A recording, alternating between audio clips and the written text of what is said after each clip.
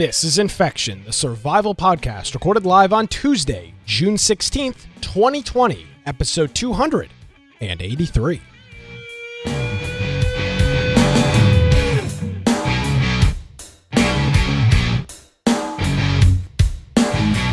Hello, ladies and gentlemen, boys and girls, welcome to Infection, the survival podcast. Infection is your source for the latest information on survival video games. We bring you the latest news, reviews, updates, and more each and every week.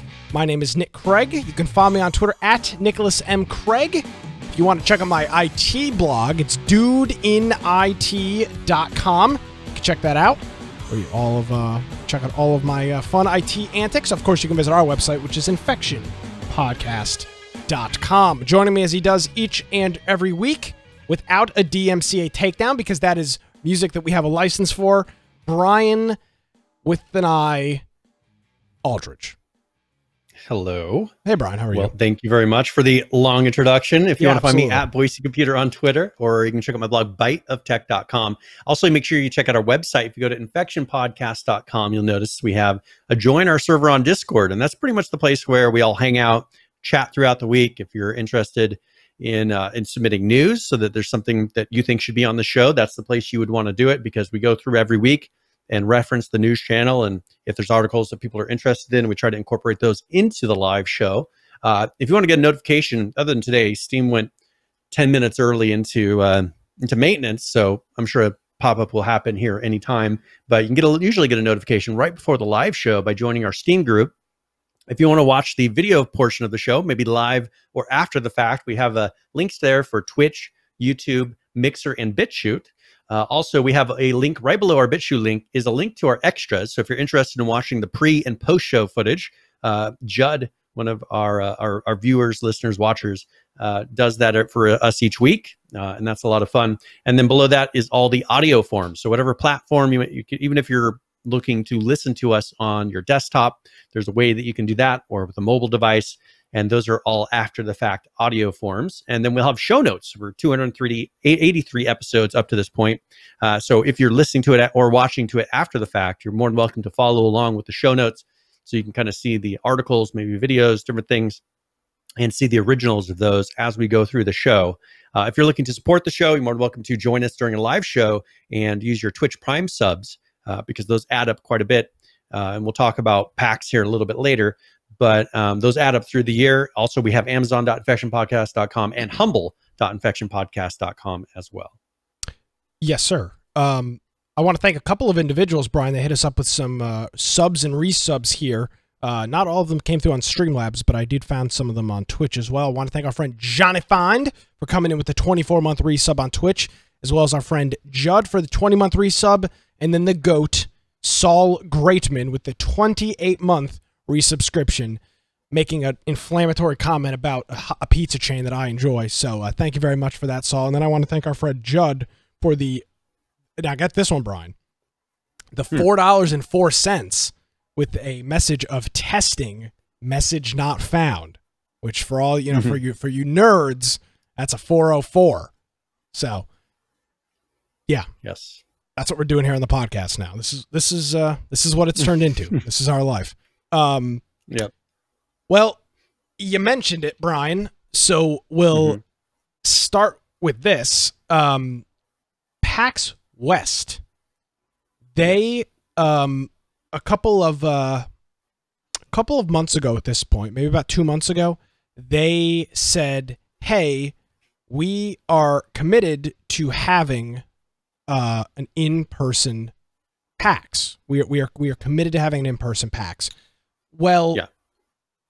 I think times have changed. Well, I know times have changed, and they are not having an in-person PAX. They are taking PAX Australia and PAX West and turning those into Bingo, boom, a PAX Online event. I want to thank our friend Unicorn Joe for gifting a tier 1 sub to our friend PH. Thank you, Joe. Appreciate that. And thank you, PH, for your support.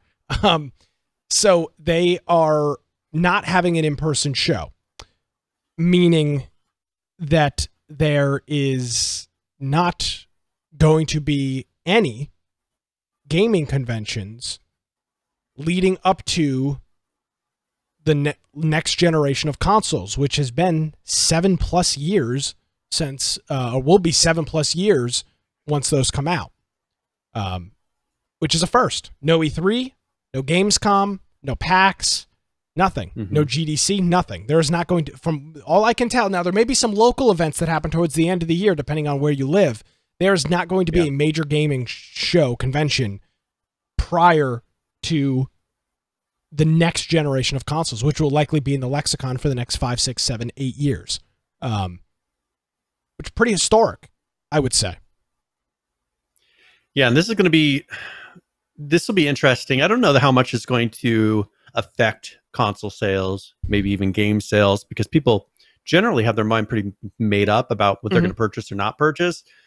What I'm concerned about is how's this going to affect if these companies realize that without pitching out all this extra money, they still make all these sales and all these things happen? Or are they going to be as willing to go through and spend all these money doing all these different conventions throughout the whole year?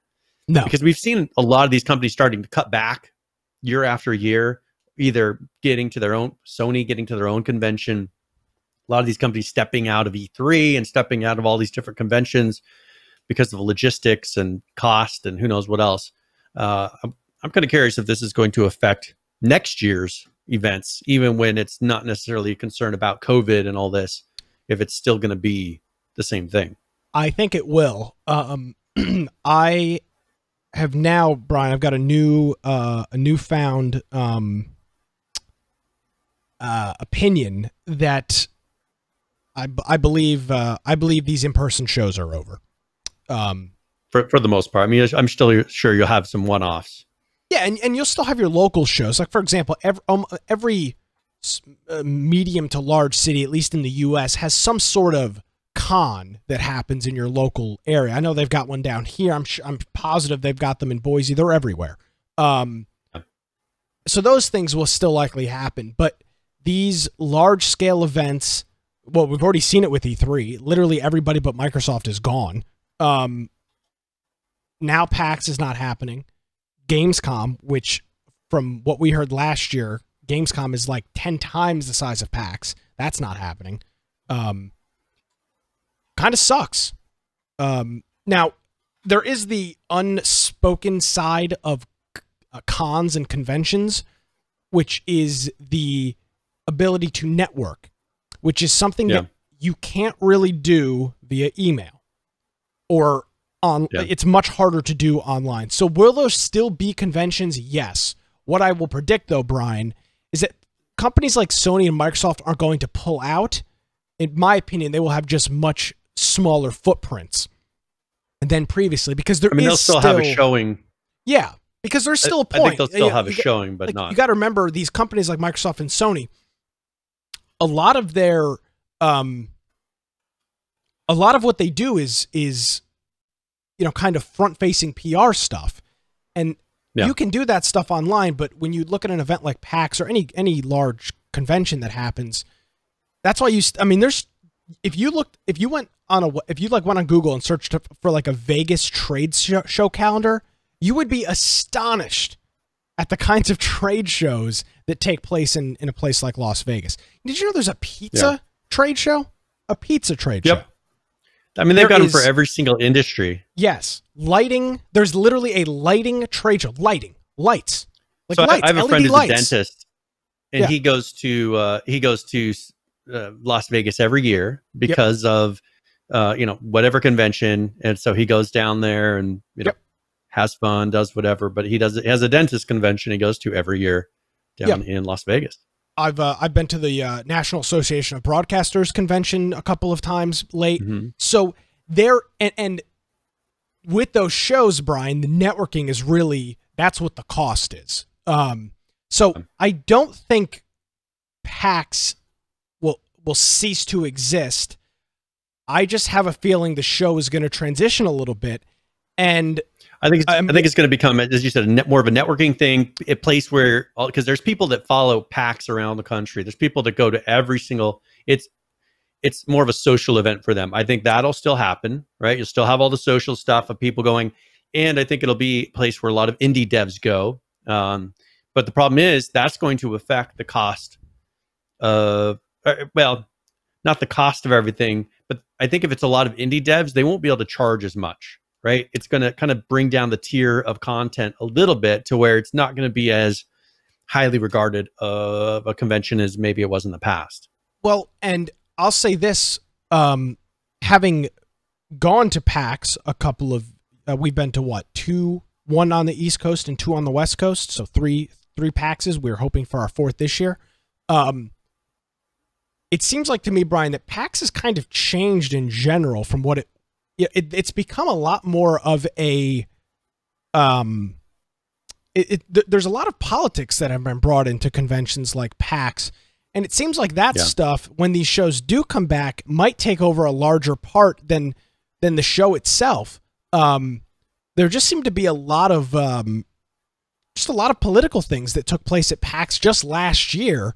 And I would imagine that if it comes back, those are going to have a much larger presence. And eventually people like us that want to show up to talk about video games, which is why we spend thousands of dollars combined to fly from literally all over the world to go to Seattle, will just stop going. And it's just going to turn into kind of more of like a Comic-Con, which is fine. But I mean, that's what they want. Yeah, that's what they want. And the Comic-Cons are very popular. But eventually the serious studios are just going to be like, all right, there's not enough of a return on investment for us to bother staying here. Microsoft doesn't go to Comic-Cons. And PAX is, at least over the past couple of years, we saw the change literally in 3 years. Went from a largely, it went from a largely, now obviously there's always cosplay and stuff like that, and that doesn't bother me, but when it went from more of a gaming event to more of like a social kind of like, oh, this is a gaming culture event, that's where it kind of loses me. Because I'm not really interested in all that stuff. So, and companies like Microsoft and Sony and Activision and whatnot aren't interested in that either, because they're going there to hawk their stuff. And it's if that's once it leaves video games, though, they're not going to their audience that's there is not there to buy video games anymore, or to learn about video games or figure out what they're going to buy or get hype about a certain video game. Yeah. Exactly. So, I mean, if that's the way it's going to go, then that's fine. But I have a feeling that when it does return, at the end of 2021, that it will be, literally there was a whole room last year about, what was it called? The Diversity Zone or something like that. It was just like a really weird Diversity Lounge. It was just an odd area. And I would just imagine that stuff is going to creep more and more in, and then it will become less and less about, for example, the panel discussions last year sucked. There was hardly anything about video gaming. There were more panels Most of it wasn't about video games. There were more panels on being either gay, black, or something else in gaming than there were about video games. And it was like, what the hell is this? Like, we flew all the way over here. I don't want to watch a bunch of people talk about their sexuality. Like, I'm here to learn about video game development or something else. And there's just been a huge shift in just a couple of years of what PAX was to what PAX is now. And because I didn't remember seeing this in PAX East, like our first year. I don't remember it being nearly what it ended up being like last year. A different geographical area. And that makes a big difference, because if you go to PAX West, it's centered in a certain type of area where that's mostly what you see when you walk outside, right? PAX East was not like that, and so I don't know. PAX East seemed a little bit more about video games, so maybe that kind of skews my view of PAX West versus PAX East. But it does seem like each year the focus becomes less about video games, more about the culture. Yeah, and that's got its place, and that's great. But it's eventually the big companies will stop showing up, and it will turn more into just more of a general con than anything else. It'll be more of a fan show than a media press event. So, but if people know going into it that that's what is expected to be, then that's fine. Yeah, right? We won't go, because we're not going to walk around and take pictures of people that are cosplaying. That's not really how I can't justify asking you to all support that our program. Expense and time. Yeah. I can't justify asking people to donate and subscribe to us on Twitch for us to go around and take selfies with a guy that's dressed up as Bastion from Overwatch. I can't justify that. So sucks for PAX. I'll tell you what I'm really bummed about, Brian, is not being able to play Hero Quest. We have turned that into a staple of PAX. I'm very bummed that there's going to be no in-person Hero Quest. We always do our 2 in-person infection shows. We do it at kind of like a pre-show before the convention starts. That's always a lot of fun. And then we did one like the night or 2 after the show starts. I really enjoyed those. It was cool to get everybody's opinion on what they saw, what they liked, what they didn't like. I'm gonna miss that. The IRL element of that is gone. So we are not heading to PAX, but Brian, you and I and some of our other folks, we will likely be getting together before the year ends. We're planning something. It's not going to be infection related, but because I do like hanging out with you guys. We'll have a get together. It's a lot of fun. Yes, we're gonna have a get together. So we're looking forward to that. But no PAX West. And honest to God, Brian, it makes a lot of sense. Even it's funny enough that this all came out today because I called our friend Landgun last night and said, "Hey, man." Or I called him earlier in the day. He didn't answer, and then he called me back at like 9 o'clock last night. We talked for about half an hour, and I said, I was thinking about PAX West. It's a lot of money, and I have a feeling even if the show does happen, there's going to be a lot of restrictions. So scaled back. Well, first of all these people that are supposed to be attending the convention, it takes a lot of prep to do that. As far as getting it scheduled, getting the equipment there, and it was getting so down to the wire. I was like, half of these places won't be able to commit to it because they won't know that it's going to actually happen until the last minute. And here was exact proof. This is why places would be apprehensive to start putting in a bunch of money. Why we normally would have the Airbnb by now. Yeah. But we weren't sure if it was actually going to happen. Exactly. So, between that, I was very concerned about press restrictions because of us not being paying members and them trying to scale back the amount of people there. So I was very concerned about that. I was concerned about the number of people that would be allowed in if we'd have to stand outside for a long time to get into the show. And then just once you were in there, I was concerned about having to wear, having to walk around with a mask. It's very uncomfortable. It's already a very hot and it could already be a very overwhelming situation. I've got some medical issues that make wearing a mask not ideal. I was concerned about that. So I literally last night. And also, whatever they would change for social distancing. I mean, imagine there is no social distancing at PAX. No. Imagine them saying you need to have 6 feet between everybody. Well, how are they going to fit? They're just going to say we can only have 1,000, 2,000, 3,000, however many, whatever the number is for the building size of people in at any one time. That's just impossible. It would not work. So I'll say this. First of all, props to Penny Arcade for a couple of months ago coming out and saying, hey, we are not canceling anything yet. We are still full steam ahead. We're going to follow the situation. We'll make a conclusion later. Because a lot of people canceled stuff way too early, in my opinion. Before they really knew it was happening. Yeah, so big props to Penny. And what that really shows you, Brian, is that Penny Arcade actually cares about their show. And really cares about their fans and the community. So props to them for saying it was going to happen, but keeping the door open and then canceling it with some notice. I mean, it's still at this point, 3.5 months away or 2.5 months away at this point. It's Labor Day weekend, the end of August. So they give plenty of time for people to not jump into it. So unfortunate. I look forward to PAX. I look forward to hanging out with Brian and Sean and Lance and our friend Green Man last year. Hopefully we'll. Now the cool thing, Brian, is we could look at doing PAX East in 2021, which is in March, depending on what's going on with that. So we could possibly do that. So maybe we don't have to wait a whole year, but nevertheless, PAX West out the door. No gaming shows between now and the end of the year, which on a console year is massive. And I don't know what the ramifications are going to be.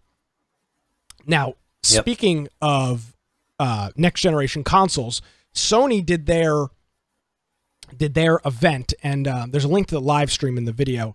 The games weren't all that impressive in my opinion, but the console itself, Brian, they've done something that I would assume Microsoft is going to follow suit with. They've actually got 2 versions of the system on launch, one with and one without an optical media drive, which plays into something that you and I have talked about for a very long time on this program, the future of the disc, the future of physical media.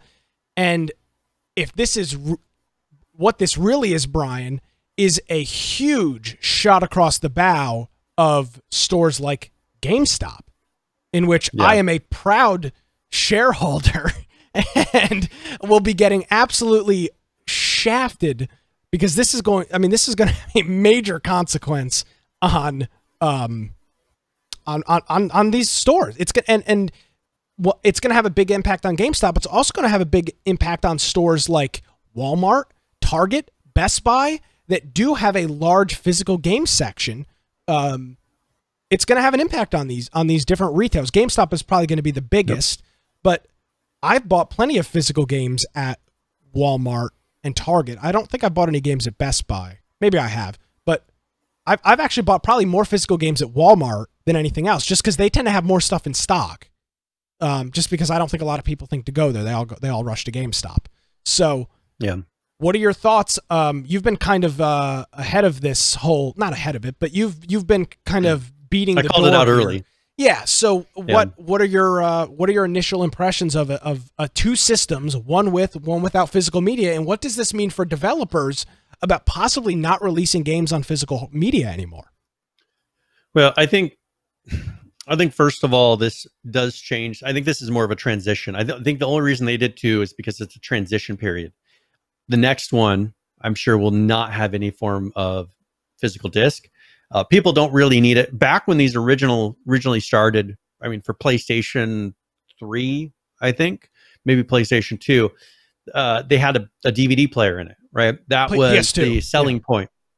The PS2 had a DVD player, and that was like, oh, like, well, you know, you bought this and you got a DVD player, which most people didn't have at that time. Well, if you remember back to the PlayStation 3, that was a Blu-ray player, and at the time, Blu-ray players were $600, $700, $800, $900.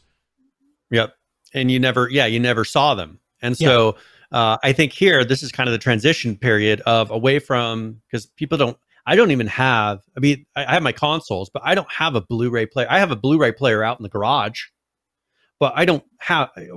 Who rents discs anymore? I mean, you can go and boomer. I mean, you can go to Redbox around here and get a disc, but that's just generally not what happens, right? And I haven't for a long time, and so I don't even have my Blu-ray player hooked up. And if I needed to, I could put it in the PlayStation.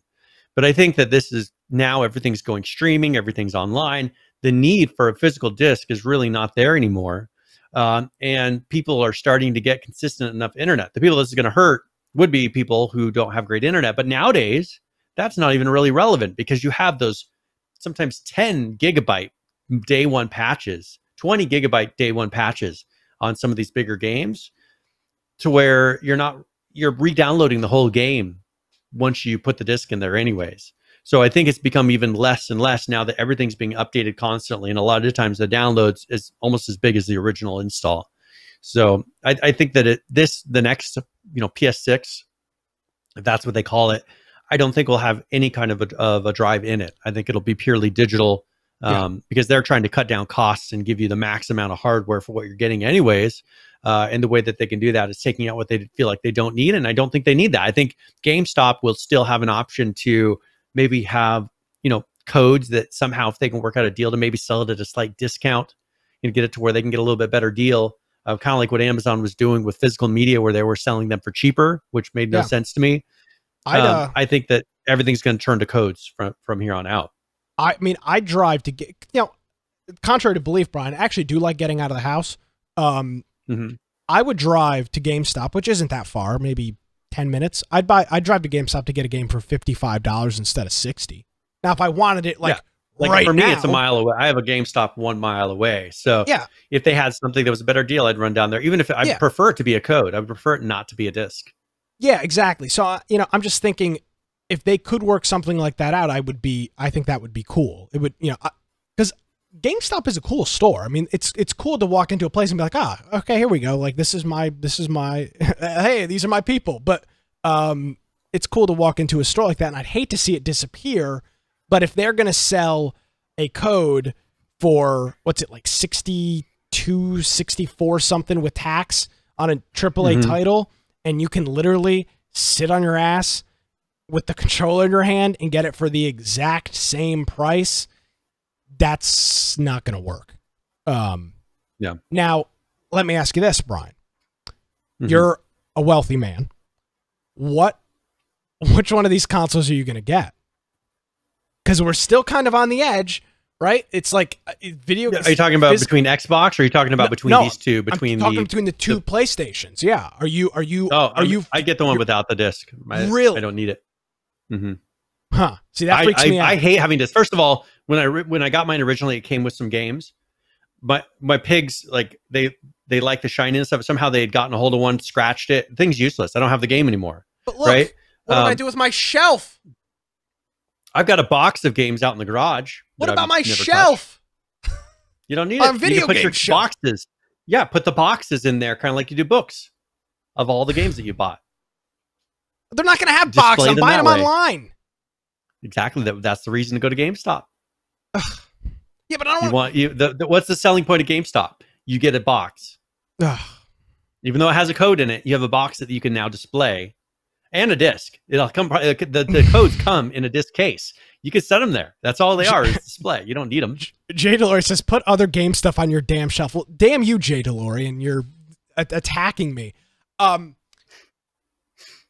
PH says, you can finally look like an adult without your shelf. Okay.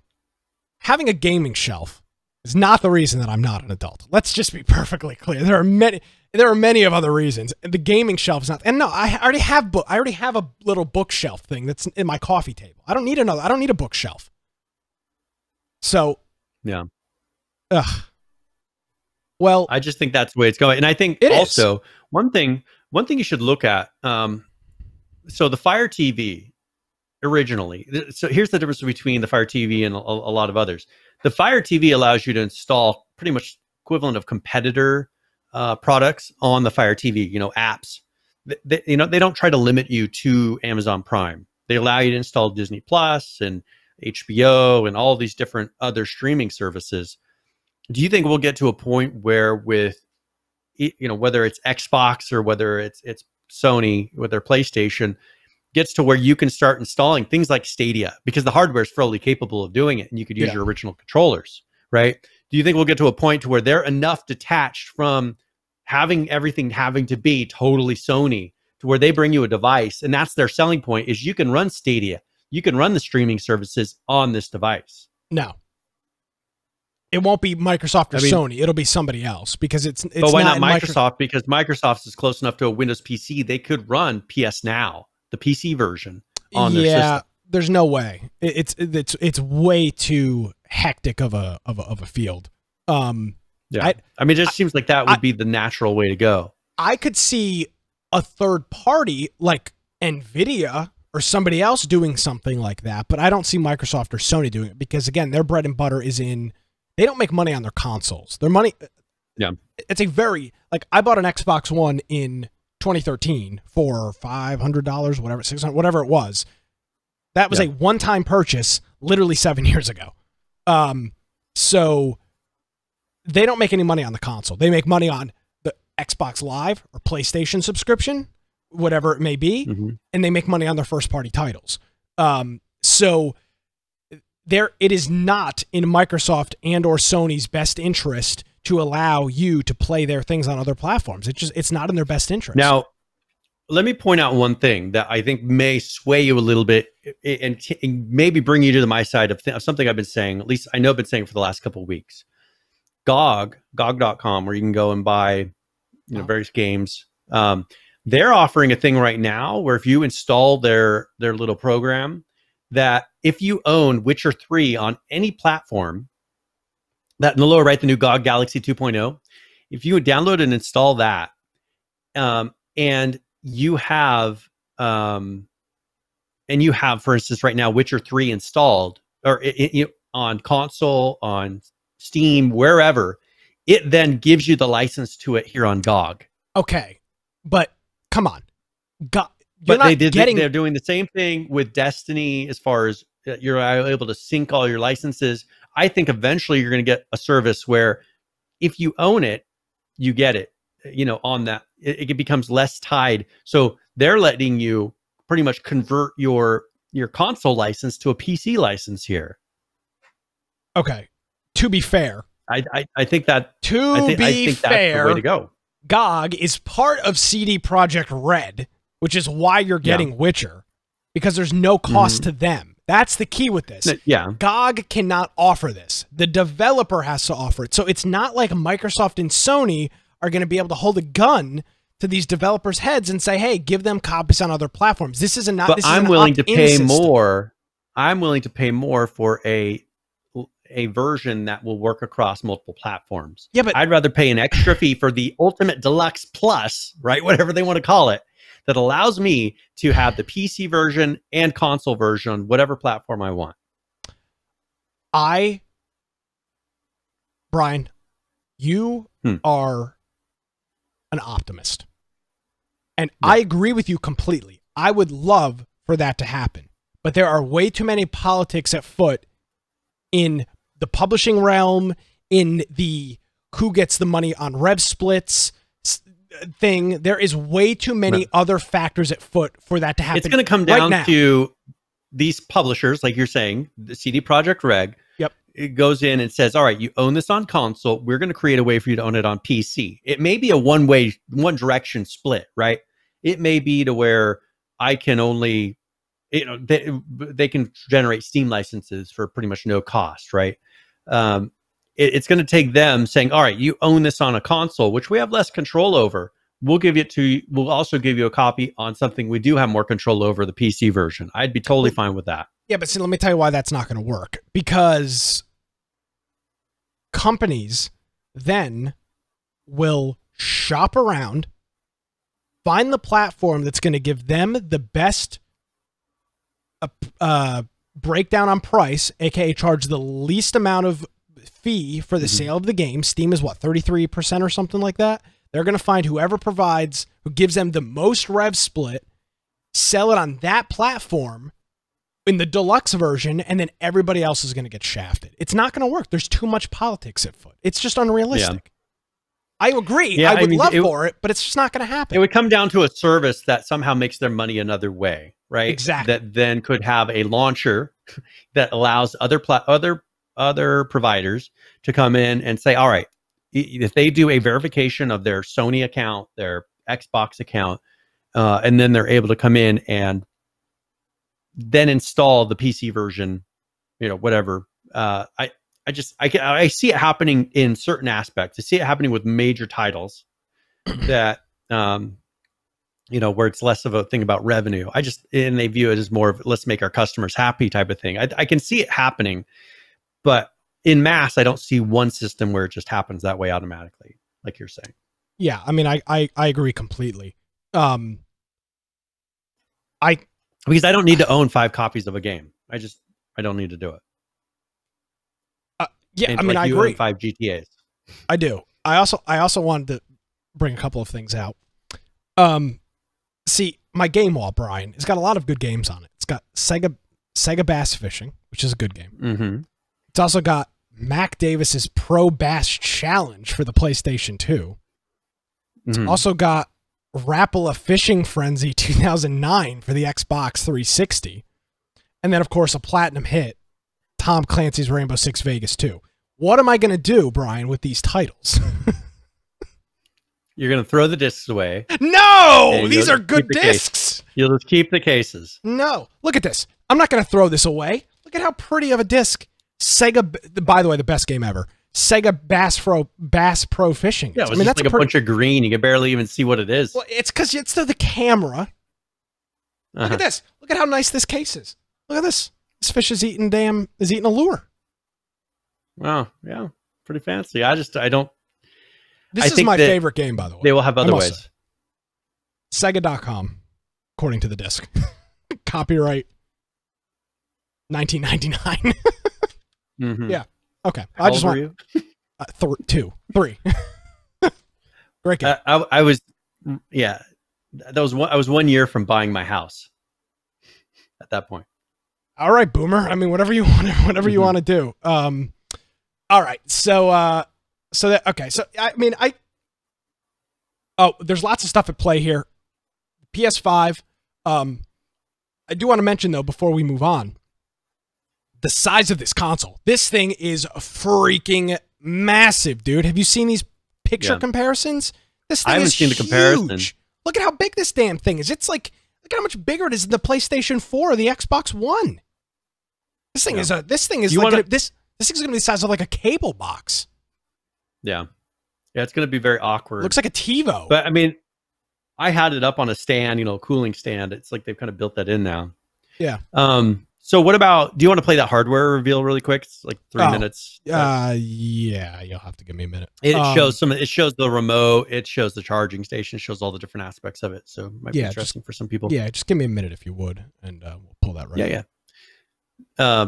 But yeah, this one, it's way bigger. People thought that the Xbox one looked like it was going to be big. Well, the Xbox current one is huge. I know they've slimmed it down since, but the original Xbox One was like the size of a freaking VCR or a Betamax player. It's massive. But I'm talking about the new one, the one that's coming out.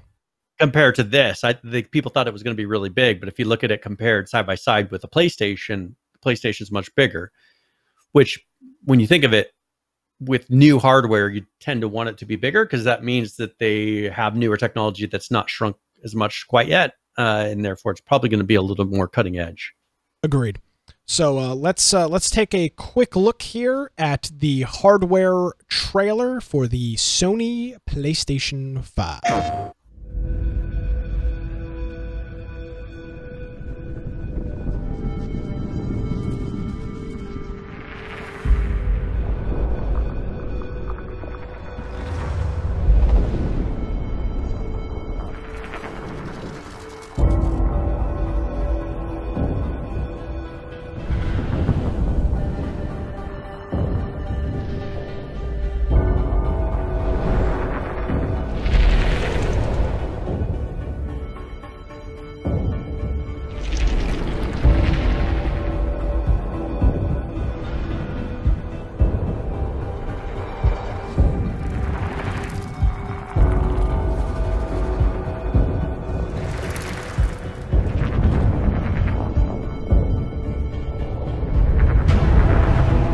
Of course, they have to build suspense here. What's it going to look like? Because they did a really good job of not letting it be seen what this thing was actually going to look like.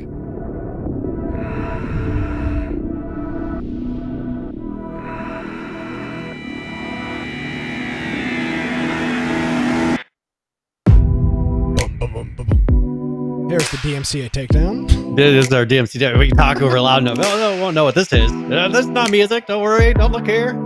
Don't pull down up Switch. It's an interesting looking design. I'll give them that. It's just like an edgy computer. Like, you know how you see people that get these kind of custom computers that are more like pre-built. Yeah. It's an interesting design.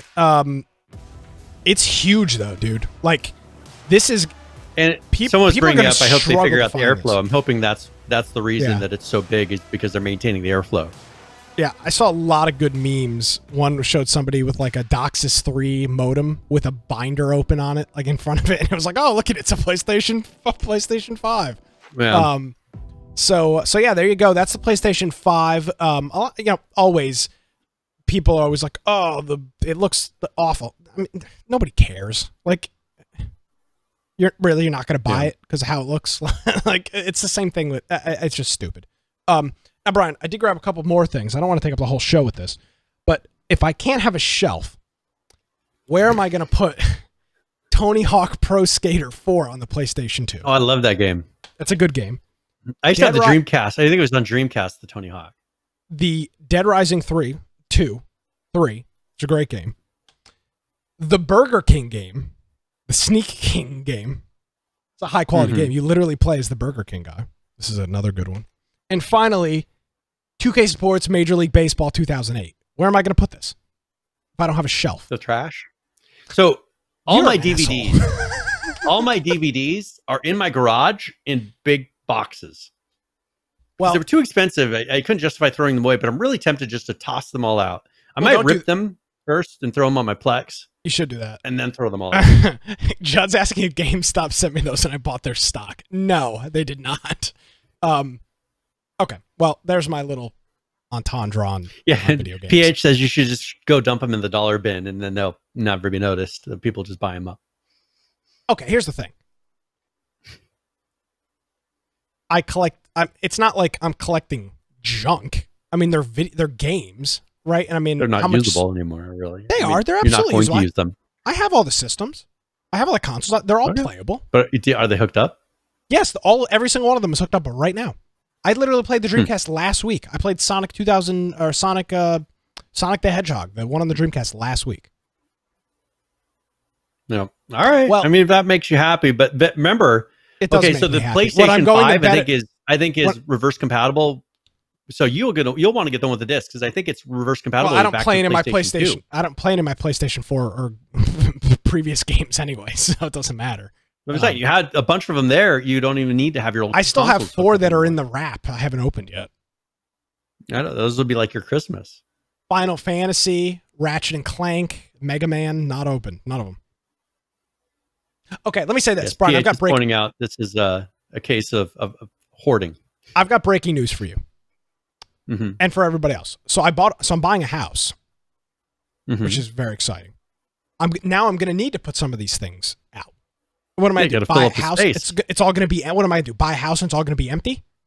No, I'm going to have. So when I bought my house, I went to Walmart and I got like inflatable furniture initially, so I could sit and play video games. And you know, like a well, see, I already got some furniture, but like I'm moving from a single bedroom apartment to a 3-bedroom house. So I'm gonna need. I having my video games. So I'm saying I went and filled it with some temporary furniture, just stuff to get it to where it was livable. Yeah. Initially. So my game shelf is not going anywhere. I already have a toaster, Judd. I will be if I buy the PlayStation 5, I will get the one with the disc reader. Yeah. Because then you'd be able to throw some of those in there and try it out. Yeah, exactly. And now, as long as here's the real question: is one of them going to be more expensive? Oh, I think the one with the disc will probably be a little bit more expensive. See, I think quite the opposite. It's extra hardware. I think the opposite. Why? Because I think they still want people to buy physical copies. It's the only reason there's the disc drive on there. I think the only way they'll get people to buy this version is if it's $50 cheaper. No, because you're look at you, for example. There's people that have PlayStation 2, 3, and 4 discs that they still will want to possibly play, or in their minds, they think they're going to somehow play those again, right? That's the only way they'll be able to do it. That's the only way that all that reverse compatibility still works. Yeah. Otherwise, you have to go and buy remakes or packages of old games. They haven't announced the prices yet, have they? I don't think so. I haven't seen it. But I think it's going to be like what, $600? Let's see. How much we? Okay, here's a say PlayStation 5.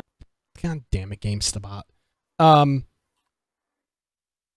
It'll be somewhere between $450 and $500, according to this article.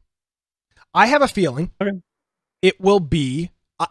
I would guess that it won't be $600. The PS3 was $600, and nobody bought the console because of it. When it first came out. Actually, there was just a leak of the price on Amazon.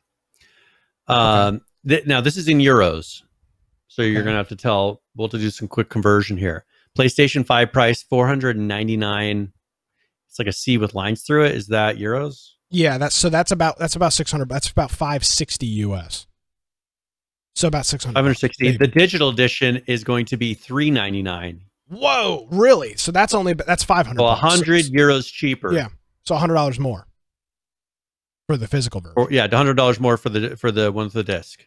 Okay, well, if that's the case, actually, that's not euros. So wait, that's that line with pounds. the I see a pound. That's euros. That's correct. It's euros. Yeah, you're so 565 and 450. So 500 and 600 most likely. Yep. So, I mean, there you go. So that's the $100 more. So you got to determine, is that worth it for you? No, I won't spend. No, I plug won't. those discs in there. You can buy all those games again in their digital edition. I won't buy it. No, I won't buy it for, if it's $100 more, I won't buy it. That's that, and if that's, it was the same price, I'd buy the. If it was $50 more, I'd buy the one with the disc drive. Not for any reason, just because. Not for just because over $100 more. Just because it doesn't hurt to have it, right? It's one of these things, Brian. It's just like, is it bad to have the disc drive? Will I need it will I ever need it? Maybe not. But if I do want it, it is there. It's one of those things. And I think about $50 would be what most people, even yourself maybe, would be willing to pay to have the option. But at $100, not a chance. I haven't used the disc drive on mine other than with the disc that came with it, which then got ruined right afterwards. I haven't used the disc since. Yeah. I mean, I've used all of my games I play do have discs. I've got discs for all. I don't think I own any besides the games they give away for free. I don't own any except for one of the most recent Call of Duties. That's the only thing I own digitally. That's the only thing I've ever bought digitally on. Yeah, I have everything digital. I just don't like the idea of a disc. I like the discs. I like the noise it makes. Yeah, the little word. Yep. Yeah. All right. Well. All right. Moving on. Let's do some video game news here, Brian. We've got a big update. A game in which we thought was dead. Still might be dead. Atlas. It's back. Oh yeah. And this was kind of came out of nowhere. I wasn't sure because I was trying to figure out what were because I mentioned it here on the show before, but I pretty much made the tools that a lot of Linux servers run Atlas with, which for a long time broke. I remember, if people remember, like a month or two ago, it was broken to where it was not working anymore. And I was able to kind of harass and harangue the company enough to where they finally fixed it to where you can run Atlas on a Linux server again. And that this is the only news that we've had since that. They haven't really done anything since that fix. So there's a forum post here that they are growing the development team at Atlas. So they are, and with Arc kind of end of lifing in some regards. By the way, did you see that Arc is free somewhere? Google that up while I'm talking. Search for Arc free. Somebody was telling me about it. It's like completely free somewhere. But or maybe he was wrong. But so they're yeah. Okay, so let me on Epic Games Store, it's free right now. The full game. Yes, the full game. Now I'll give the caveats to that really quick.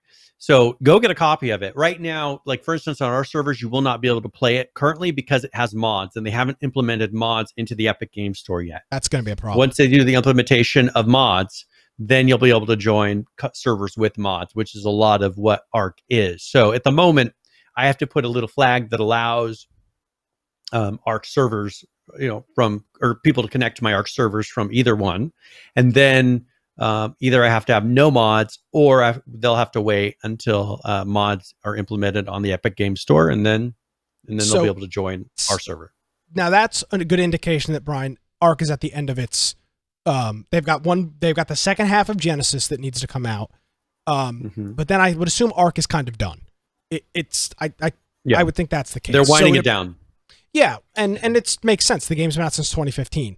So maybe so it looks like they're trying to kick the Atlas development back up. With that, it's free for 2 more days. So keep in mind, you have until the 18th at the Epic Games Store. So load up the Epic Games Store, just claim it, even though you might not be able to play it, but you may find that there's some bonus later of a reason why you'd want to have it on the Epic Games Store. My Epic Games Store is updating because I opened it during the show. So God only knows what the hell this is going to do. It's going to probably turn off my computer.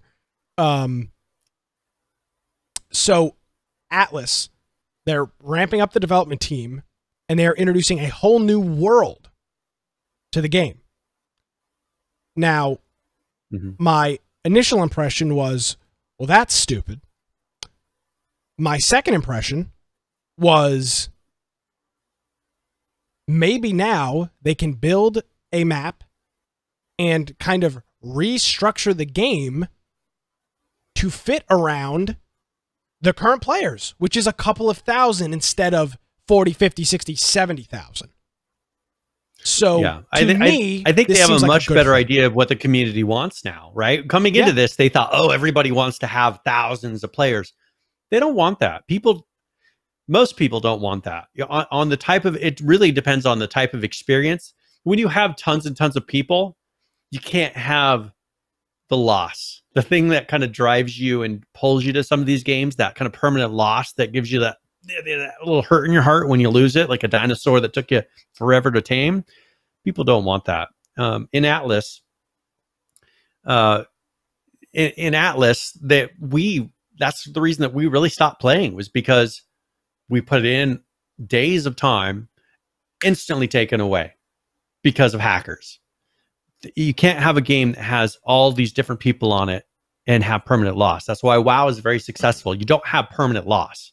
I mean, you could sell something accidentally and have permanent loss, but someone can't kill and take from you. Well, and take permanent loss. I'm fine with permanent loss. The issue that they had was, but not if it takes all your progress of 3, 4, 5, 6 days. Correct. And instantly nulls it out.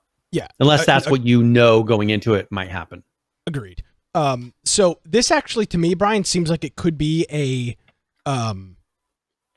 rebirth of Atlas. I don't think it will be, but it could be. Now PH points out something that I think is worth acknowledging here. He says Atlas should have probably been free, if anything. What I think they might do going forward is release a free version if they're really going for the numbers, right? And then put on DLCs, because I think they're learning you just got to get a lot of people playing your game. And then when you release DLCs, that's where your money is. I mean, with Ark, they release these DLCs. It's like selling the game all over again. But you got to have people to have it first so that you can sell it. This is what Epic and a lot of these Epics really figured this out with giving away free games. The secret is you give away the game, the base version, and then you have the enhanced upgrade to it, or you have DLCs that you can purchase.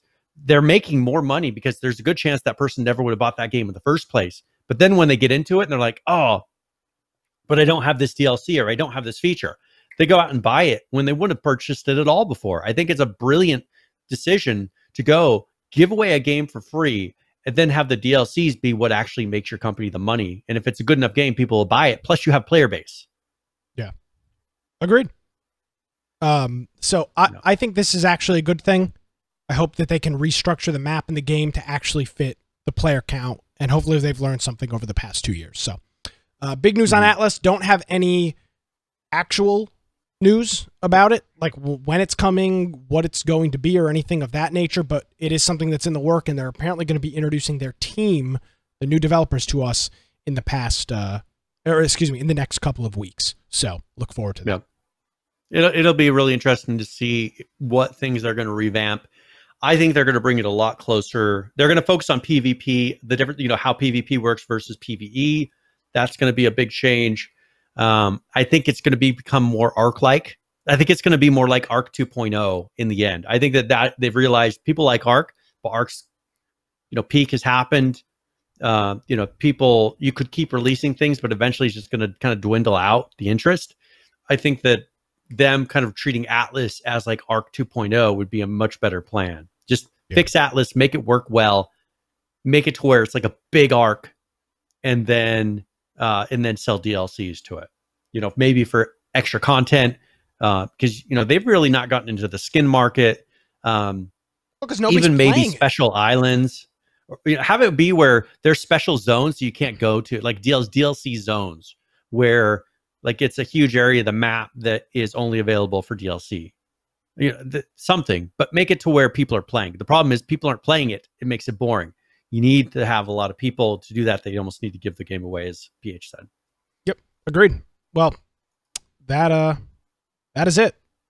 Now PH new map. PH thinks the opposite though. He thinks they need to stop making it like Ark. I think they either need to make it totally different and sell it on that, or make it be the replacement for Ark. Yeah. So yeah, that's all I got on it. All right. Cool stuff there. I was not expecting to see that in the news this week. Yeah, it definitely came out of nowhere for me, and I was like, interesting. We'll see where this goes. Do you want to talk about PUBG really quick?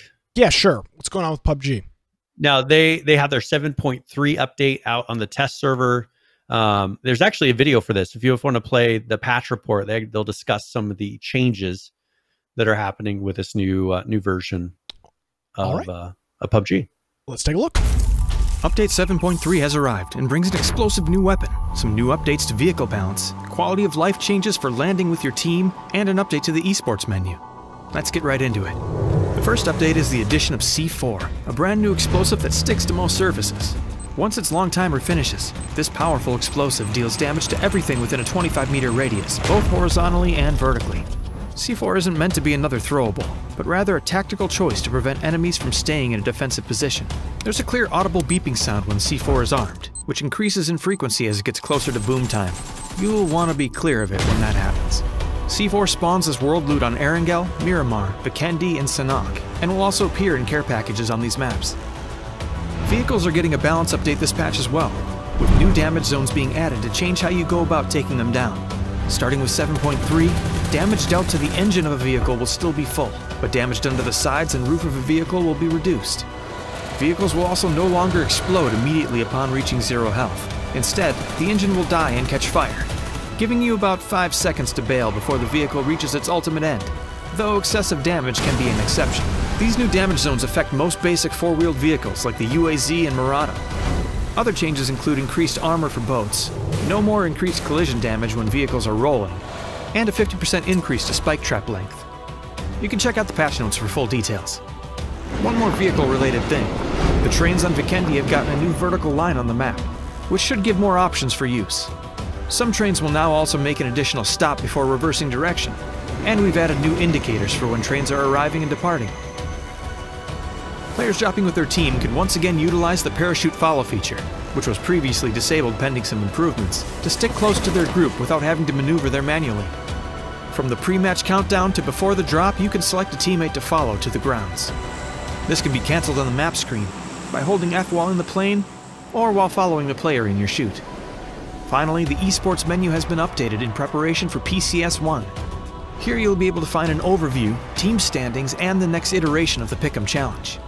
We'll be talking about PCS1 and the Pick'em Challenge more soon, so keep your eye on PUBG channels for more information. Update 7.3 is available now on PC test servers, so drop in and check out everything new. All right, a little bit of news there. PUBG Season 7.3. Some cool stuff that they're working on there. The C4 is rather interesting. I've never found myself to be somebody that's found throwables useful in BRs. Call of Duty's a little bit different, but just in general, I've never found throwables in PUBG to be worth anything. You're muted. Oh, sorry. Yeah, with the video, I didn't want to. I think with this though, with the building destruction and everything, it has a little bit more of a use. But it didn't show building destruction. One thing that was unique. Do you remember on PUBG? Well, I think it's something that is a feature that's more coming because it was recently implemented into Unreal Engine as this past version. Yeah, that was put in. I think it's something that they're working on. That's why they're putting and working on this explosive, because you'll have it to where it does destroy, but I think it's going to improve to where the building looks more realistic when it breaks apart and you see pieces. And so I think that that's why they're really putting a little focus on it, because in one of the new versions, upcoming versions, I think they're really going to make it enhanced and start using the Unreal Engine technology that's been put in. Yeah. Agreed. Because PH is pointing out Apex, which is Apex Destruction, is still in alpha on UE4. It's not a project that's really, that part of the code isn't totally ready for production yet. So I think they're kind of holding back. I think they're getting pieces that will use it and will make it, that aspect, really cool. But I think that they're still working on it.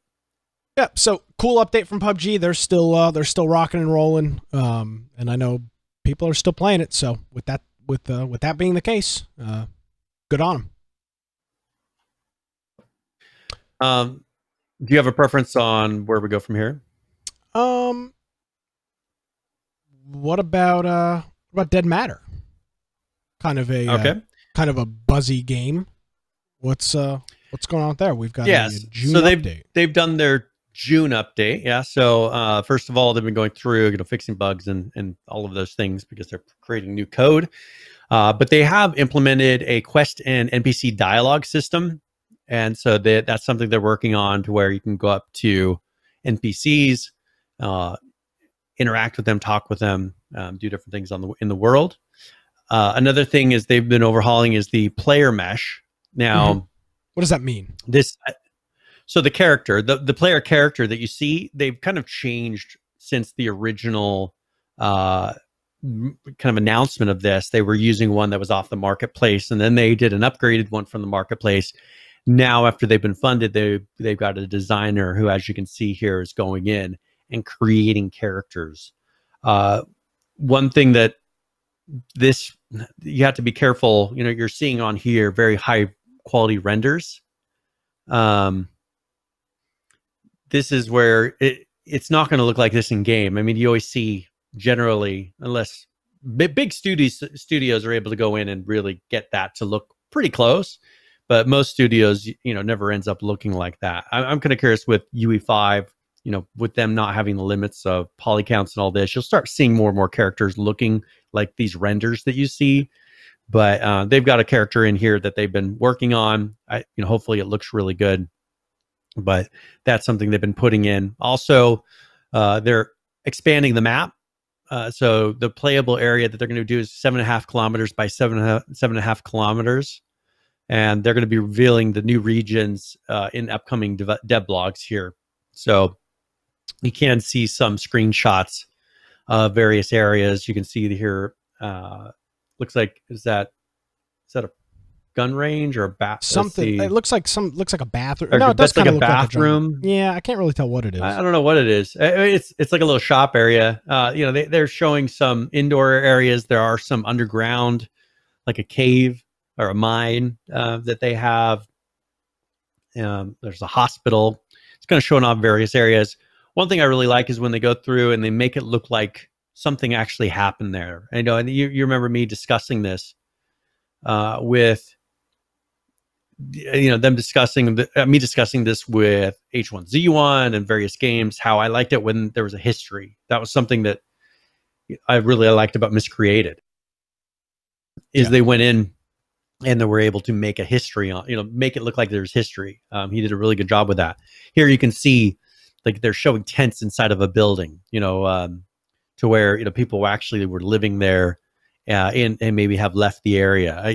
So it'd be really interesting to see how they do the world design and how they're able to make it look. And then also the release schedule update. They said we're currently not on track for June release due to external factors. Now, great. we need to get taken care of before we push the release. The factors are mostly out of our control, but need to get taken care of to push the game into closed alpha. So they're not anticipating pushing it into the end of July. So they're not anticipating that this will push us past the end of July. So hopefully by the end of July, this actually goes into closed alpha to where we'll start being able to play it. Yep. And then the one other thing is that they've added a trading system. So you'll be able to buy and sell to a trader now as well, which is cool.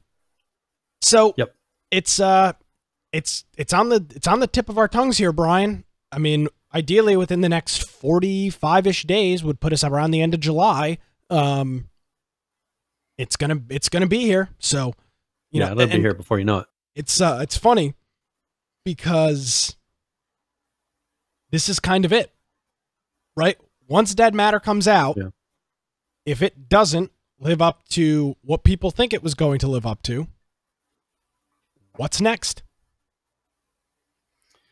For them or for like what game are people going to play? I'm just in general. I'm thinking like, let's say Dead Matter, and I do think, and I've said this 1,000 times, I do not think Dead Matter will live up to its hype. I think it's been blown way out of proportion. Not by necessarily faults of the developers, but just in general. It's going to come out in a very closed alpha. I think it's going to be very rough to play right away. And I think that's going to have an effect. Yeah. And that's part of the problem. That's the issue with people when you show them, especially here, you're showing screenshots that are rendered and the lighting's just right. And, they took the time. Now you could see when they took the NPC, the lighting's not that great on him. So that wasn't such a curated, putting a screenshot and making it perfect. But I think when you get in there, you're going to see it's probably much more like other games that you're used to seeing. It seems like they have a lot of areas, a lot of diversity in how it looks. And so I think that that's good. I think, H1Z1, if you remember, there was not a lot of diversity in how the visuals of H1Z1. It was a lot of the same things spread across the map. They had the medical area, which they added, which was a little bit different of a building, but it was a lot of the same things kind of everywhere. Here, I think they're adding a decent amount of variety to where that'll be something unique about it. Kind of like when we talked about Miscreated. One thing that was nice about Miscreated is the variety in from one side of the map to the other. You had the large city up north, which was very unique. And then, the areas kind of look different. The towns look different.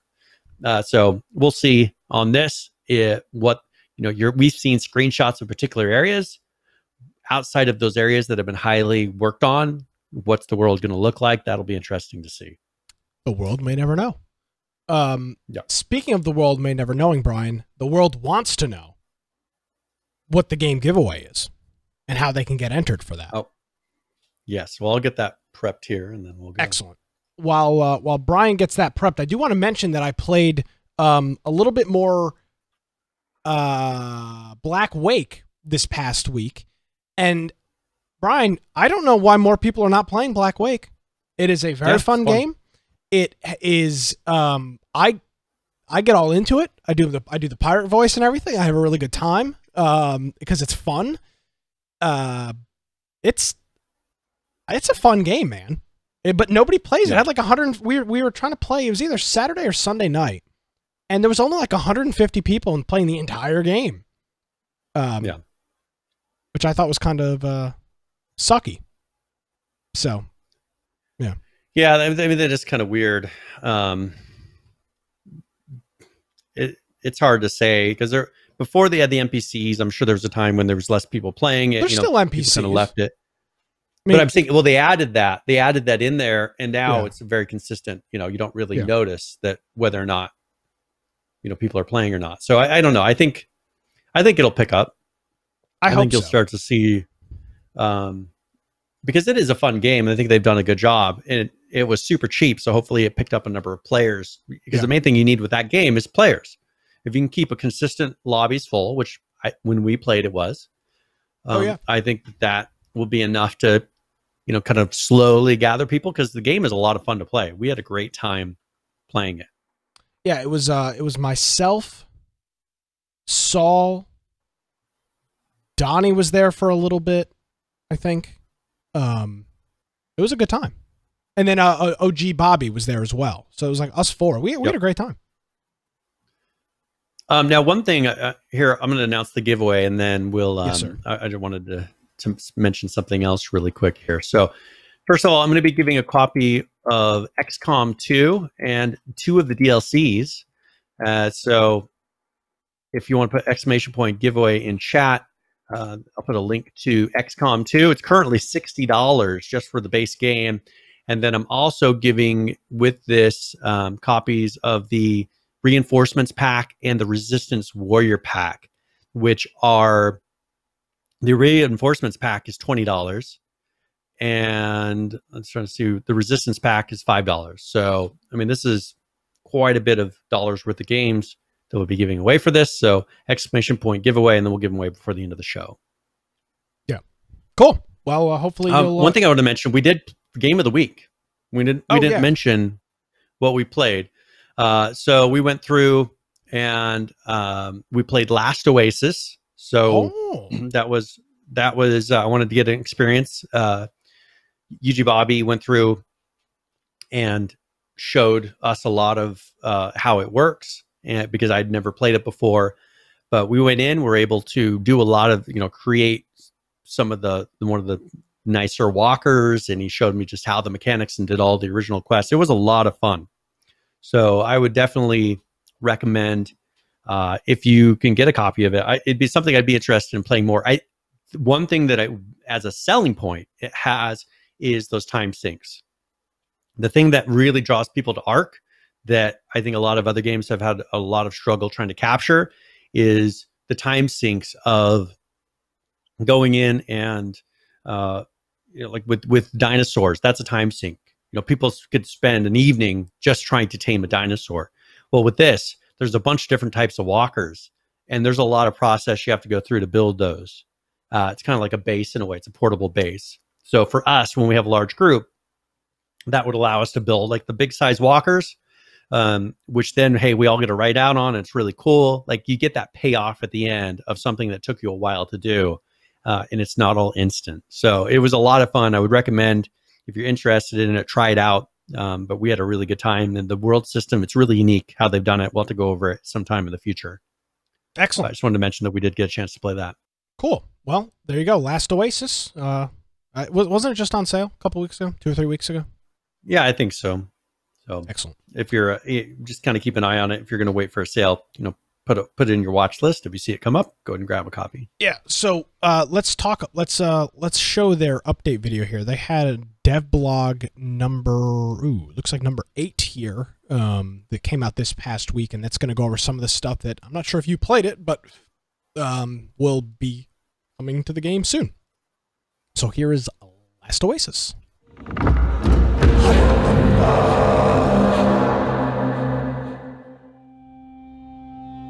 Hello everyone, my name is Thomas and I run the art team here at Donkey Crew. Today we are going to talk about walkers.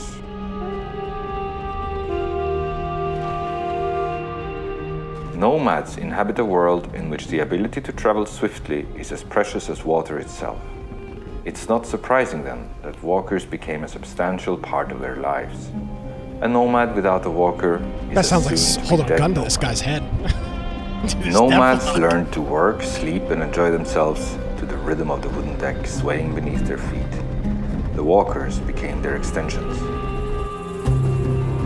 Most new players will want to craft a Firefly walker first. It can be easily unlocked in the skill tree, and building it requires only some wood, fiber and a little bit of stone, so getting it happens quite fast. But like everything that is easy to obtain, there is a downside to the Firefly walker. While it provides a significant boost to mobility, it cannot be turned into a specialized vehicle that excels in a particular task. It can carry a few small structures in its deck, like campfire or crafting station, and can be enhanced with wings for increased speed. But it is too small to handle a bigger load. No heavy chests, harvesting machines or siege weapons will fit there. Even though the Firefly walker cannot carry much load, new walker owners will have to quickly get used to hiding their vehicles in no man's land when they log out. If they fail to do so, they can find their cargoes unpleasantly empty once they return. To build any walker, players will always have to gather wood, fiber and stone. Then they'll need to obtain additional resources necessary to build a specific type of walker, like vines, obsidian or iron. The type of a walker a player builds is entirely dependent on their goals. However, since walkers are so flexible, it is common for two walkers of the same type to look and function a bit differently. Nomads can find endless ways of making a living, so they modify their walkers to fit the purpose. This is where players can use their creativity and experiment with various setups to fine-tune their vehicles. It is, for example, possible to arm a cargo walker with siege weapons to turn it into a walking fortress, although such a hybrid will not be as efficient in combat as walkers designed for it, like the Hornet Walker. Solo players and small groups will more likely go for small or medium-sized walkers. Operating a large walker without proper manpower is difficult because of the distance that separates different parts of a walker. Larger groups will usually scour the land on a more general purpose walker that has some weapons, crafting stations and chests equipped. Such a setup allows players to be productive while searching for an opportunity like an oasis to be captured or an area suitable for building a base. Once they find what they're looking for, they'll fetch specialized walkers out of no man's land. To find out more about walker battles, enhancements, looting and interception, stay tuned for our next devlog.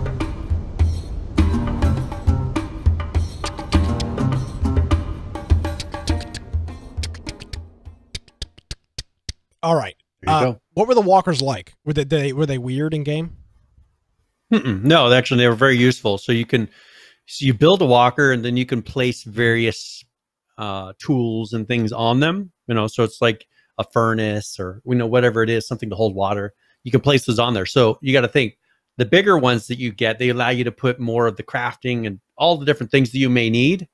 But as you said, they don't make it to where it's just something that one person can sit there and drive a giant walker. You need a group of people because they're operating various parts to make it so you can still move. So I think that makes it so you don't have like one person building the biggest walker and then just kind of trolling around the place. So they've created a way that kind of guarantees that only bigger groups are going to have the biggest walkers. And then the benefits of having a smaller walker, as you saw there, it's faster, but it doesn't have the ability to be multifaceted as far as its abilities. So they did a really good job. I mean, it has more of a kind of variety than what I've seen in some of these past ones. Some of the more recent games that we've seen, it's more of a variety like you have with Ark, and similar games to that, to where you actually feel like with Ark, there was dinosaurs that had specific uses, and you got that because it enhanced something. I think that this also has that promise. Now, I didn't get to see all of them, but I think this has that promise to where you'll have walkers that you'll go and build this specific walker because it gives you ability to do something that you can't do without it. So but it takes that time sink. Also, they have kind of a safe zone, so you can transfer your walker to a safe zone when you log out, so it doesn't get everything wiped. And I'm assuming they'll probably have in the future kind of hardcore servers to where you don't have the ability to put it into a safe zone, so it's kind of always in the world, and so you always have the risk of being raided. So we'll see. But cool. I was impressed with what they were able to do and how it kind of created or recreated for me some of those things that I enjoyed about Ark and similar games. Excellent. Good to hear. So I'm just looking at our time. Let's talk really quick about Fortnite. Fortnite, they just started today their new season. So they did so this is now, they've ended Chapter 2, Season 2, and now they're going to Chapter 3. And there's actually a video here. It's about 7 minutes and 30 seconds, but if you could have it going in the background, because this is kind of that transition event that changes the whole world for the new season. And you could probably start it. I'm just trying to think. There's this huge, crazy thing coming out of the ground. What is this that we're looking at? Well, this is coming out of so this past season or chapter, or chapters in season, it had all these kind of like a special like spy forces. It had spies and just kind of things that had a story here. Now, out of that, this thing is rising out and is now going to change something with the whole world. This one is going to be based, as we kind of hinted at last week, on water. And you'll actually see here through the process, this is kind of a long process, but you can see that it's now going to shoot something in the world, and then everything outside of the circle now is just water. It's like a wall of water. Rather than this being an island that you're going to, you'll see once it zooms out, you can see it's kind of pushing the water back, because I think it was flooding, right? Gotcha. Yeah. And now you can see it's actually pushing the water back. And somehow now I haven't played this yet because it just released today. But then they bring in, you can see here, like it's bringing in some sort of a alternate reality. What the hell? Like you're like brought into, now you may want to turn this up because there's actually talking. There's talking that kind of hints to you what's going on. So you were ported like into an alternate reality. So like this is like a virtual world, right? Is what I'm getting the hint of. I can't guarantee that, but it will go back to where they're talking about, it's like a lab technician saying, hey, something's happening, but we've got it under control. He walks in and he'll see him. So like there's some sort of a merging of these two worlds. Are you teleporting into Tim Sweeney's office where he's counting all of his millions of dollars? He's probably counting his monies. Yeah. I don't think it's him. But this is it's doing a transition to where it's kind of bringing in an alternate world, which will be interesting to see where they go with that. But this one is bringing in water, which then I assume is going to transition into maybe towards going to a different environment, not being an island, maybe going into more of a modern world. Who knows? Like I think they're working on a transition of a story arc that takes this and goes somewhere else with it. No. So if here we go. Janice, dial the resonance actuator to 7.2. Now, please, yes, right now. I'm on it. Wait, hold on. It's not just a storm. What does that mean? Must be connected to the loop. There's no way we could have predicted. This is actually a person playing that recorded this. Yeah. Huh. So then if you skip forward a little bit more, you know, there you can see the wall of water. Oh my now. God. That's crazy. You can see a whale. I mean, there's like a whale. I mean, there's all kinds of stuff in it, which is kind of cool effect that they've done. How long do you think it'll hold? Good. Everything is starting to stabilize here. Nothing seems to be. What the? How are you even?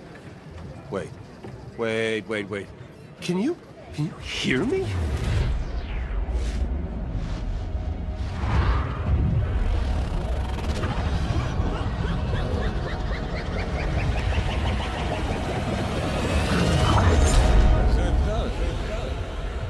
Huh.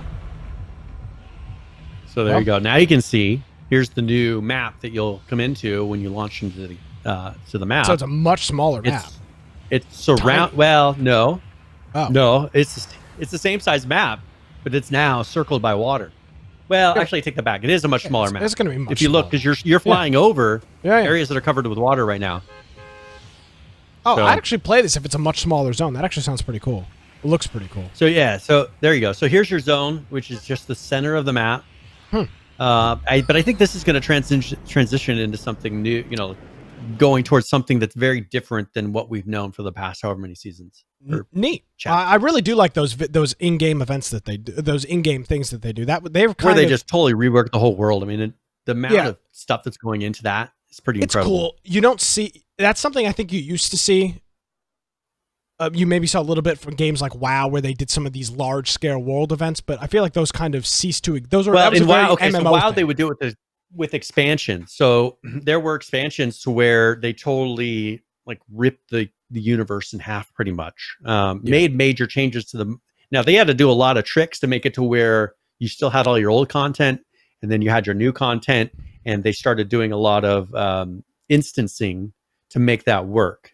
So, but here you could see like they're doing transitions on the fly of the world, and it's just incredible that they're able to do that. Agreed. Very cool. Well, if you are a Fortnite fan, you can go ahead and make sure you're up to date, and you'll have the new season. Cool stuff. Yes. Yep. So that just released today. So if you download the update, you should be able to launch in and try it out. All right, very cool. Well, where to? So let's talk about SCUM really quick. So SCUM actually has a video for this update. So if you want to play that, I think they'll probably cover everything that's in the notes. All right, in that. Let's take a look at an update from SCUM. Welcome to a new video update. This week you'll see some changes regarding clothes and some new things, like painkillers and claiming your kill. Enjoy the video.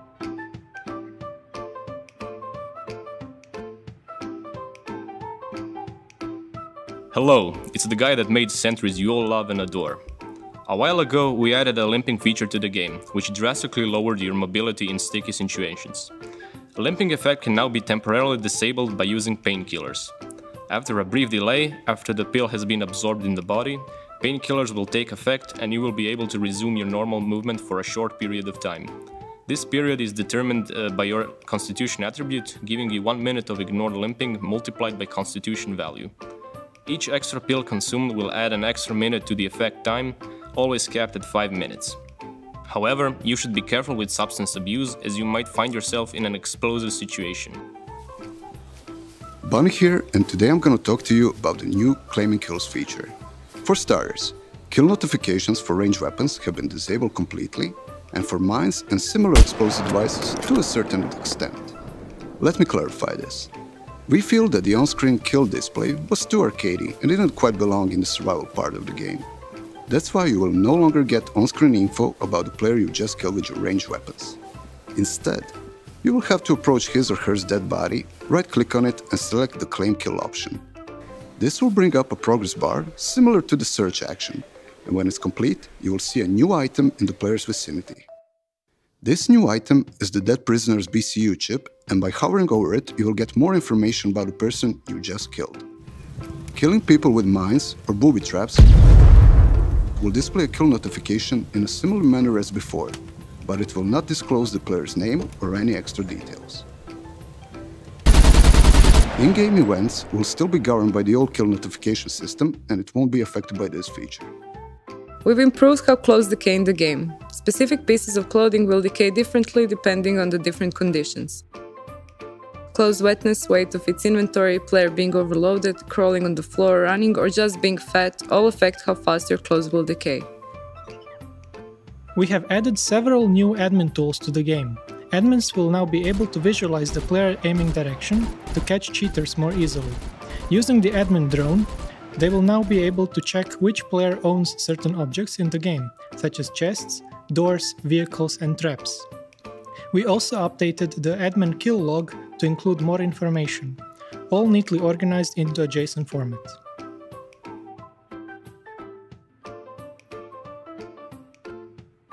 The throwing has been completely reworked. Now we have a more responsive, precise, and better system for throwing various objects.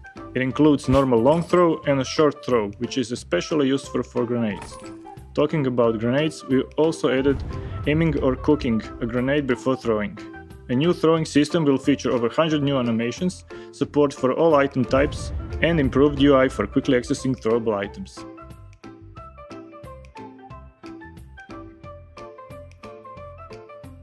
And this would be all for this week's video. Thank you for watching and see you next time. All right. Another thing that they were discussing here is that they partnered with Nitrado servers. So you can now rent servers for this. You can have your own private servers. So if you're interested in that, they added a number of fixes too to this patch. Let's see what those costs are going to run you. So go to products and go to game servers. Oh, geez. So let's see. The cost will be, let's see, rent your own. I'm looking at it. Their website is awful. All right. So if you're wanting to have 8 slots, 3 days runtime, $2.60. Okay, so that's if you just wanted to do it like for a weekend. So 8 slots for a month. $10.40 for a month. Yeah, it's about $11 a month for 8 players. If you wanted to have 30 slots or so, you'd be looking at about $30 a month, which is, I think, pretty typical for one of these public server hosts. Yeah. Yep. So that's something they've added. So if you're interested in having a private server and trying out your own things and maybe managing the admin part of it, the max that you can get is 64 players. So that's the cap on the game itself. Yeah. Very cool. So that is SCUM. All right. Let's see. Let's just kind of go through some of these. Do you have a hard out time? No, I don't. Need to maintain today? Okay, we're good. I'm good. Right. I do have hockey tonight that's actually started up again, but we're not in a rush. Okay, perfect. You want to do Arc? There's about 100 updates on Arc. Is there? I mean, I don't think you need to go through every single one of them if you don't want. Is there anything? Well, that's we can. But a lot of them are only one item big. So let's just go through these really quick. 310.211 added some additional exploit protection to the transfer system. 311.74 they've released that Crystal Isles map, and that's available on Steam and the Epic Games Store. They also announced that for 1 week it was free on. It is free on the Epic Games Store, and then they go through the various settings and things for the limitations to the Epic Games Store versus the Steam one currently.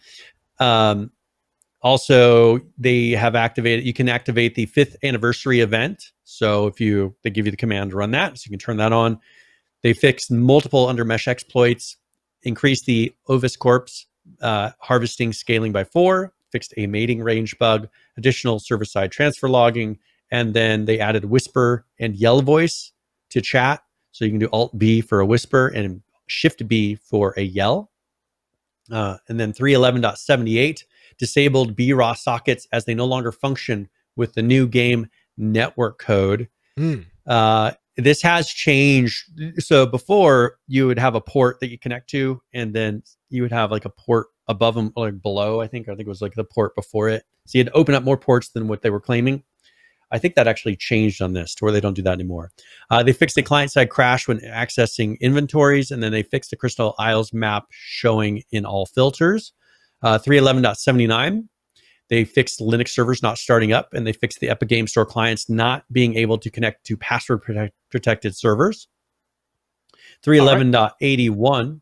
Do you want to do that one? Yeah. So starting off here with the 3.11.81, they fixed a voice connection remnants after transferring to a different server. So you may have been still broadcasting your VoIP in your host server. The other server. You're like, depending on the guys on the other server were losers. You were being transmitted to the wrong server, and then fix some language overrides in the Epic Game Store.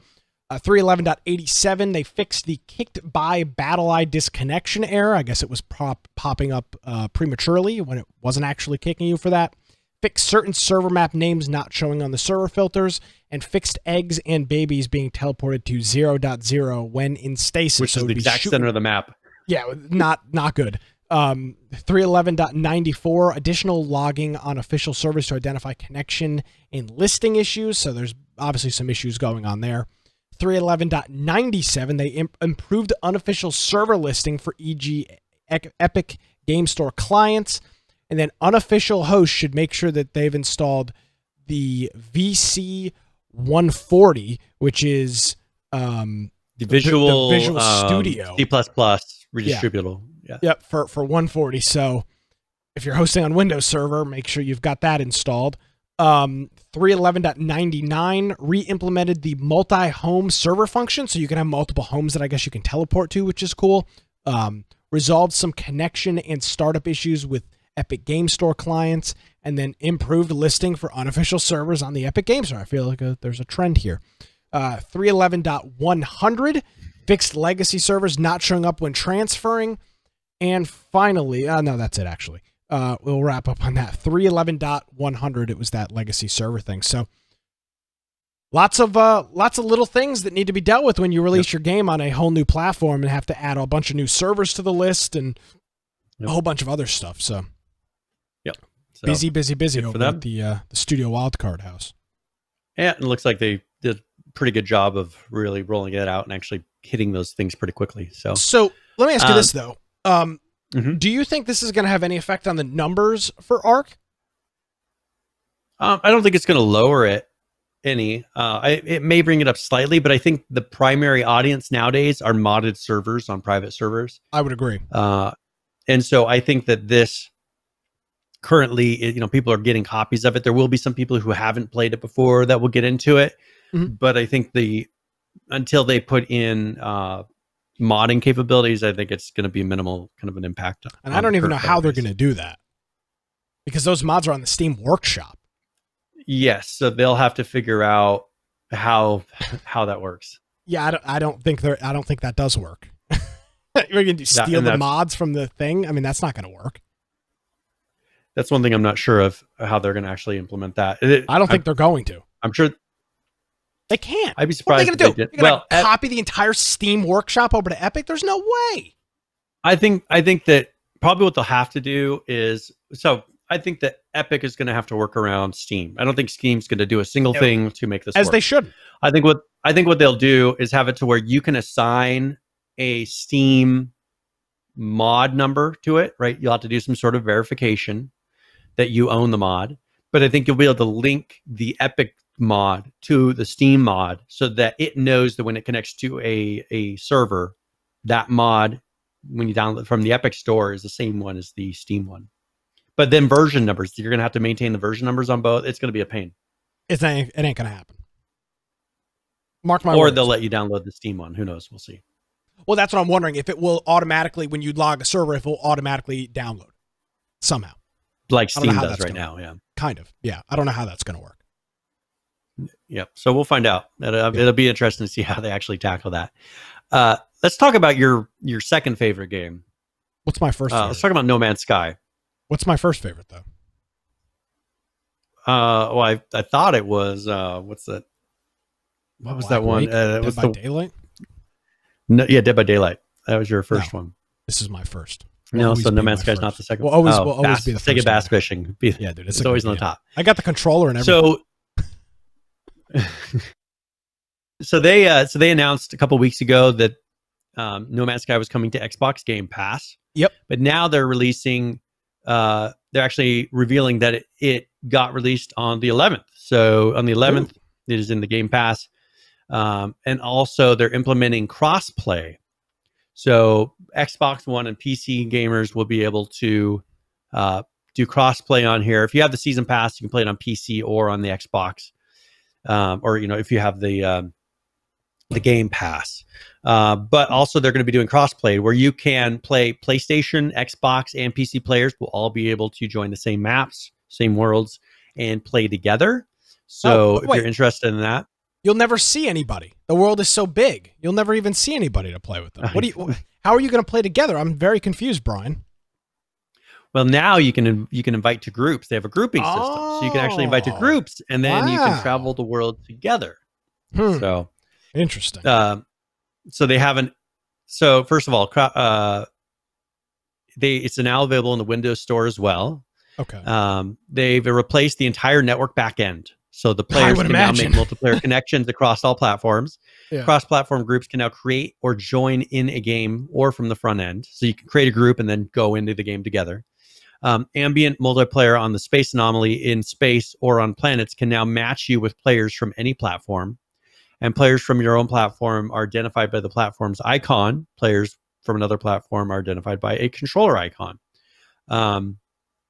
You have the friends group. So when face-to-face with another player, you have the ability to create a group or invite them to your existing group. Once in a group with a player, you can use the same interaction to quickly add them to your friends list that you can maintain. They can also be added anytime, through the use of codes. So you can get a code that you can add other people with. No Man's Sky Friends can be managed on a new screen that they've added from the network options page as well. So you can add Steam friends, No Man's Sky friends, kind of like similar. They kind of have that extra code, kind of like what Call of Duty's Rocket League, Call of Duty, to where you have kind of like this master ID that you're then going in and adding. So they've also added chat voice options for the PS4, a number of other things. So quite a big change. Yeah, and by the way, if you want to get Xbox Game Pass Ultimate, if you open up the Windows Store on your computer and search for No Man's Sky, it'll give you the option to get Game Pass. It's only $1 for the first month. I think it's just for the first month, but you can try it, and then it's $15 a month afterwards. Pretty cool. Yep. So there you go. I mean, there's other things they patched which we're not really following super closely on this, but does this not strike you as a console game? It is, to me. It feels like a console game, but anything that's, this can be easily played with a controller. Okay. The things that I view as a PC game is something that has mods or allows me to enhance the graphics quite a bit based from the console version. So that's one reason I enjoy, some like Skyrim and things like that, because of the modding and all that. This one, since it doesn't really have modding that I know about, I don't think there's any form of modding on it. Okay. Therefore, for me, it's kind of like a console game. If it's a game that would be enhanced by modding, then I view it as a PC game. Okay. All right. So that's kind of my the line that I draw. That's your story. We're sticking to it. I appreciate that. I am. So I wanted just to show. Let's talk about Unturned 2 really quick. Okay. Just wanted to show kind of a video. He was working on something with chopping down trees, but I figured people would maybe be interested in what it looks like currently. And so here's a little video of him talking about trees. Do you want me to break down kind of why this is like what he's actually done? I mean, in the game development side, like what he's showing off? Sure. Okay, so on these trees, they start out as a mesh in the world. They're actually attached to the map. But then when you interact with them, when you chop them with a tree or with an axe, it then goes in and turns it into an object in the world that's no longer kind of part of a big, huge object. It creates a stump. It adds the stump to the world. Oh my and God. creates an object that's falling. So you can see it uses all physics. But he's showing off. He's coded that in there. This is using Unreal Engine now. And so this is looks like he's done a pretty good job. This looks cool. And the tough thing is, so since those trees are really kind of part of the map, that then spawning them in is kind of a process. So respawning them all in. So I'm sure he's done all that in the back end, but it is this process is kind of fun. I've done it before, but he's done a pretty good job. It seems all seamless. That is kind of a hint at what the next Unturned will look like. Oh man, this looks cool. Yeah, it'll probably run a lot better too. Yeah, it's got like it's still got the Unturned look, but I like it. It's a little bit smoother. Yeah, we need to get him back on the show. He has committed already. Okay, great. Yeah, we've already got it lined up to where Sweet. When he's ready to make more of an announcement, he'll come on our show. Excellent. So we've already we've was he contacted. the last person we interviewed? We don't really have. I don't remember. Guests. Was it? I don't know. It's so much. Sometimes it's so much easier to do guests now. Literally, it's so easy now. I don't have to do anything. We were gonna have. So the thing is, we were gonna have the Miscreated people on, and then we pissed off the head guy from Miscreated, and so we didn't have them on. We still probably could. We're just not asking. We're just not ask for him. But I was wanting to talk with him about the development side, which I don't think he wants to have a discussion with me on that topic. So I think that's why he's refusing to come on. That would have been fun for me. I would have been nice. I'm sure. Yeah. But I think he's afraid that I wouldn't have been nice. Bless your heart, Brian. You would have been nice. I would have been very nice to him. Bless your heart. But he's seen how I've talked about him on the podcast, and I think that's why he's afraid of coming on. All right. Well, anyway, so that is Unturned too. Yeah. Now I will say this: if there are any developers out there, because I know we've got a couple people that are in the industry that do some game stuff. If you are interested in coming on the program, we'd love to hear from you. Send us an email. It's contact@infectionpodcast.com or Nick or Brian, or just ping us on Discord or whatever. And it's a lot easier for me to do guests now than it was in the past. So very cool. Yep. And I actually did reach out. I did reach out to Dead Matter about us being on the radio. So I'm waiting to hear back from them to discuss it with their head developer. So fantastic. Hopefully that will continue forward. I'll let you know when I hear something, but I have reached out to some of their dev team and waiting to hear back. Hey, Brian, if you can make that happen, I'll love you forever.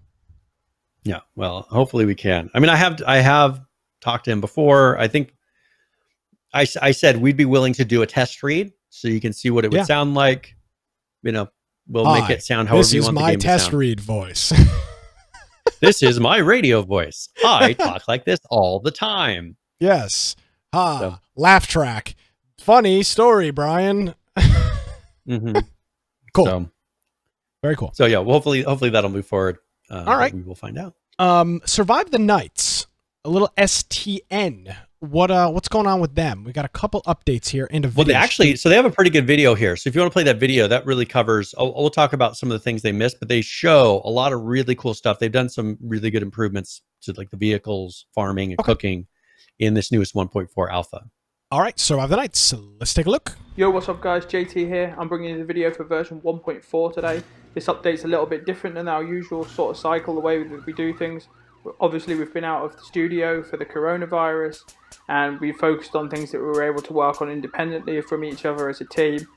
And now we're actually back in the studio. We're actually focusing on a quality of life update, which is in a short cycle, and we'll actually be with you guys in the next few weeks as well. So let's jump straight into this one today, guys. I hope you enjoy. We felt it was time to start adding some new vehicles. Right here you can see that there's a new pickup which has 3 variants, including this police one you can see here, which has working sirens and the lights on the top, as you can see. Whoop, whoop. They all have different seating and storage configurations. I think it looks not too bad. I mean, they're a little bit boxy for me. They look good. And also it has 4 seats, which makes this a 6-seater vehicle. Kind of reminds me of H1Z1. Out the back of the flatbed as well. Other variants include an entire flatbed, which will come in the future, where you can store physical items as well. And something else you can see here is that we've also added a high beam function for some vehicles. You can see here that it has a light bar, so this now has 2 stages of headlights. This is something people were asking for a lot and wanted to be able to have brighter lights. Vehicle damage has also been reduced significantly across the board, and we also noticed that players were avoiding hitting zombies where possible because of how much damage they were doing to vehicles. They've been reduced even more for when hitting zombies as well, just to encourage that behaviour because it's fun.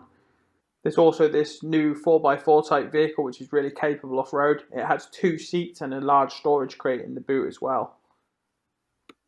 Okay, let's talk farming. This is something that has been on the cards for so long. It's something we showed in the original concept and something that we just haven't been able to implement before now. Something we're really excited to show you guys. As you can see here, you can now plant in these pots. You can grow indoors, you can grow outdoors. They're affected by rain.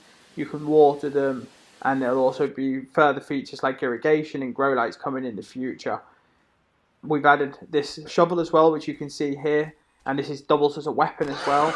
But also on top of that, instead of just bringing the farming into pots, we wanted to really make this a feature that could just happen anywhere and really be a part of the world. So you can dig holes in the terrain and you can actually plant anywhere in the world as well. Again, just like the pots, these will be affected by rain. If pots are indoors, they will only grow when they're watered and during the day. And then if you plant in the terrain or in pots outside, if it rains, they'll become wet and they'll grow. And really, this leads to like a really nice dynamic feel where it's up to you as a player to decide how you want to grow your crops. You can grow large volumes outside and just let them grow and they'll take longer. Or you can grow them indoors and water them and really just get them growing as fast as possible. Finding the plants and the seeds is something that we really wanted to make a new game feature. Instead of just walking around the world and finding seeds in the environment, we wanted to make it a feature so that you have to actually go out into the wild and find them. So you'll have to go over into farms and high ground for different types of plants and find them growing in the wild and actually dig them up. When you dig them up, you've got a chance of getting fruit and also some seeds. And then when you plant and grow seeds, you've got a chance of getting more seeds back so you can cultivate and actually increase your crop size over time. The calorie system has also seen a little bit of a change in this update. New players now start with a calorie need of 1,000. This makes it easier when you first get into game to meet your calorie requirements, and then also we have bigger steps for each overall health step and increased buffs as well for end game players and players who are just getting a little bit more adept at the game and figuring out what they need to do. In addition to that, we've added this group cooking system which allows players to stew different items, combining ingredients like raw meat and fresh vegetables, and in the future mushrooms, yields a nicer stew which is more nutritious. And this also removes sickness, and stewing overall is the best way to cook, and it also allows groups to eat together. One player can set up a stew and multiple players can eat portions from it to meet their daily calorie needs. Here's another feature that the community has requested over and over. We've heard what you've asked for, guys, and here it is. You can now hit the club into any fire and it'll actually ignite. And this will actually light the world around you and just allows new players to really very quickly find some wood, craft it into a club, start a fire and have a light source. And this will continue burning until you unequip it as well.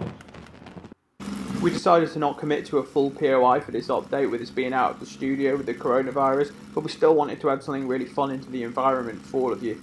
So you can see here we've added this little dirt track and these really cool little buggies as well. They're a little bit faster than the other vehicles, but they're at a disadvantage because they only have 1 seat and no storage, but they are quick, so they become a versatile vehicle. Head over to the track when you get into this build, guys, and I recommend you try it out because it's quite a lot of fun. I'm going to end this video here, guys. As always, there's loads of little things that we've worked on that aren't in this video. You can check out the changelog, which will be linked in the description below if you want to see all the little features and tweaks that we've done for the build. As I said, we've actually got a quality of life update coming in about 2 to 3 weeks time as well, so check out for that, for all the little annoyances that you guys are experiencing. I will catch you in the next video, guys. Bye bye. Alright, cool little update there from Survive the Nights. I like that instead of them saying, oh, because of coronavirus, we stopped development on our game. They said, all right, we focused on some things that we could independently and individually work on from home. So that was cool. No POI update, but new vehicles. That stew system seems to be pretty neat. The being able to especially groups. I mean, that's something we've done. I'm trying to remember. We did that, and it was an H1Z1 where you could make like higher level foods or something, or was that ARC? I'm trying to remember. There was one where someone would like make special food that then could be consumed by multiple people. Yeah, I think it was ARC. It definitely was an H1Z1. Unless you're thinking of like the pie or something. I don't remember. Yeah, something like that. Was it the pie where you could like take pieces of it and then everybody would be able to eat? I think it was H1Z1. Yeah. So that's pretty cool. And then the fire wave, wave a stick thing through fire and then you can use it as a torch. That's pretty neat as well. So I think these guys are playing the long game on this because they're not really pushing. They keep it really quiet, right? They don't push to sell it on Steam. They're working. They've got a big feature list. They're just like kicking out, working their way through the features. I think they're trying to get to a point where they're like, they have a really robust game. And then they'll be like, hey, look at this game. Because they're very, very quiet for the amount of work that they put into it. And they've been working on it for a while. But I think right now that's what you have to do, because we've talked about it before. There's so many other games coming out. And when people play this really long, like release of, oh, this is alpha 1.382. And, you're just releasing release after release after, people lose interest. Yeah. Your average player loses interest. And so I think these guys, they have a kind of a hardcore probably group of people that play it regularly. And then they're getting it to the point where they feel like, oh, this is going to be like a pretty substantial survival game. And I think that's when they're going to really announce it. So I think that's very smart of them, because otherwise this would have been old news, if they would have made a big hubbub about this a long time ago and really pushed it, it would have been old news a long time ago. And they wouldn't be able to redo that again. How many people are playing right now? Probably like 100, 200, I bet. Maybe 19. Less than that. 19. Yeah, I mean, that's what I'm saying. It's a small group of people who are really like testing this because it's not ready for production. I mean, it's not ready for everybody to be playing it. Guess what the week peak is? The peak of the week, 7-day 60, 64? 46. Wow, look at that. It was a 46. Palindrome. Yeah, there we go. Yeah, that's brutal. And Jay Delory, he says ARC had that similar thing where you could have group cooking as well. So, yeah. So anyway, so a lot of cool features. I mean, it's coming along, but they are working on it to where they're working, like they've got a huge list of like partially completed. If you go to their website, they have all these things that show the percentages of each feature. I think they're trying to get it to where they just pretty much get it done, and then it'll be like, hey, we have got this game, come check it out. So, which I agree. Hopefully it takes off. Play the long con. I think I would agree that's probably the way to go. Here's a game that I believe you were playing this past week. Were you playing some Satisfactory this past week? Yeah, actually, I picked up a copy of it, and I was playing with Saul and Jonesy, and so we were playing as a group because I wanted to see what it was like. And I remember when they announced it. It is a very cool game, definitely a lot to it, and I was surprised on the performance and just the mass size of all the stuff that you're able to build in there is pretty incredible. So it was a lot of fun. Mainly, I wanted to just kind of mention, that we had played it, and they have it in the Epic Game Launcher. So this is one of those. So I'm going to explain to you how they dealt with this, because this is one that's on Epic Game Store and it's on Steam. And so what they've done is when you start it up, you have the option to say, am I going to be playing this with people on both platforms?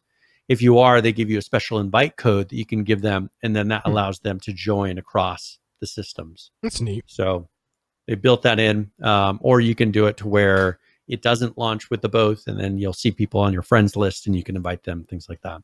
Yeah. So, but it was a lot of fun, a very complex game, a lot of complexity to it, but I just want to mainly put it in there and mention that we had been playing it. If you're interested, maybe you have Satisfactory, you want to come play some, just let us know and we'll see about getting you invited.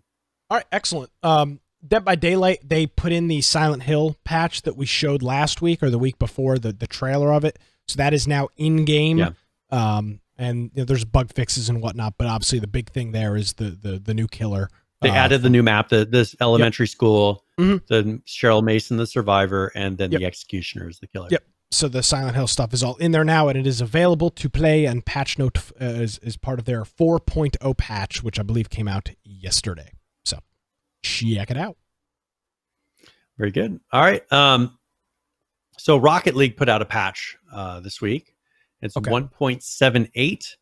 Now this one, what this is doing, the 1.78 update prepares Rocket League for future content releases. What that means, I'm not sure 100%, but you know, they're preparing for something big. So this is kind of an in-between patch for that. They made improvements to the bump and demolition detection on this. So the forward hit check is something that's new. The line connecting your center of mass to the impact location is within 40 degrees of your forward direction. That gives you the forward hit check. The victim hit check, the line connecting the impact location to the victim center of mass within 55 to 90 degrees of your forward direction, then you'll be able to qualify for that. So just some additional impacts and things like that. One thing that they said is based on player feedback, we're making some improvements to bump and demolition detection. It is important to note that even with these fixes, bump and demos will never be perfect in online play due to latency. However, after testing these changes with a variety of prominent community members and esports players, feel that this is a positive change that will reduce the inconsistencies in this.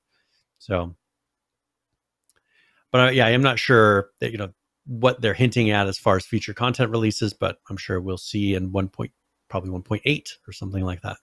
Gotcha. Let's talk about Conan Exiles real quick. They had an update out, 16/06/2020. And in this one, they did some rebalancing. So I'm just going to read this paragraph here. It says, today we're releasing a new update focusing on rebalancing a few aspects of the game. We've been focused on followers and world bosses, making thralls slightly less of a powerhouse, but also toning down bosses' health pools accordingly. The goal of these changes is to increase player power compared to followers. We will continue to look at ways to rebalance the game, and we can't wait to show you what's coming in the near future.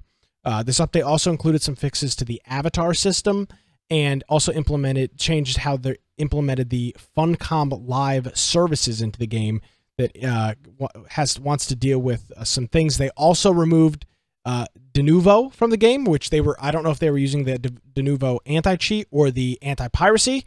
Either way, it's removed. Yeah. So another shot at them. And yeah, other than that, just a bunch of fixes and patches and balances and whatnot, but overall it looks like they're trying to just tone up some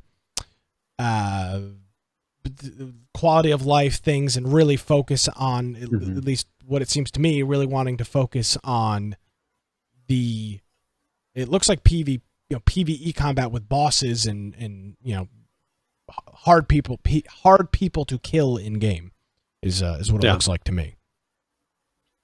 Which I think that's kind of the draw to this, is kind of that end game. I mean, there is PvP in this, but with a lot of the role playing community, they're more about structured PvP, right? To where it fits into the story. But I think for them, getting a group together and going through the story and you know, the content of the dungeons, that's going to fit into their PvE, you know, role playing type of gameplay. So I think this is once again them kind of making the game suit their player base, which is the role playing community largely. Yeah, absolutely. Good for them. And then finally, I think we've covered all the other games for today, but Ylands or Ylands, depending on how you want to do it, they have put in updates focusing on water and doing things in water. So there's a video for this. If you want to play that really quick, it'll actually show off some of the new things that they've implemented into this 1.3 patch. All right, let's do it. Well, hello there, Islanders. It's me, the Major General. So, update 1.3, Watery Water is out. And what a spectacular update it is. We have so many great features for you guys, and improvements too. But Adam told me that he can do better, the rascal. He'll try and recreate the features on his own while I show you how it's properly done. So, have fun, and let's make a splash. Now here you can see Adam trying his best at terraforming. There has to be a better way. Well, there is, Adam. You just have to jump into the editor. Let's have a look what can be created with the improved terraforming tools. You see, with a new 2D brush and much better and usable flatten, you can really let your fantasies run wild. There are no limits anymore. And with the possibility to lock the brush in place, you have now total control over your creations. We also have many more rideable animals. I wonder what animal Adam will try to ride. He'll need at least a rhino. Oscar? Oscar? Oh no, he's tiny. Come here, come here. Well, that's just plain cruel. But in Ylands, you can now tame nearly any animal. You have to first put out bait and befriend the animal by feeding it and also petting it, but the rewards are worth it.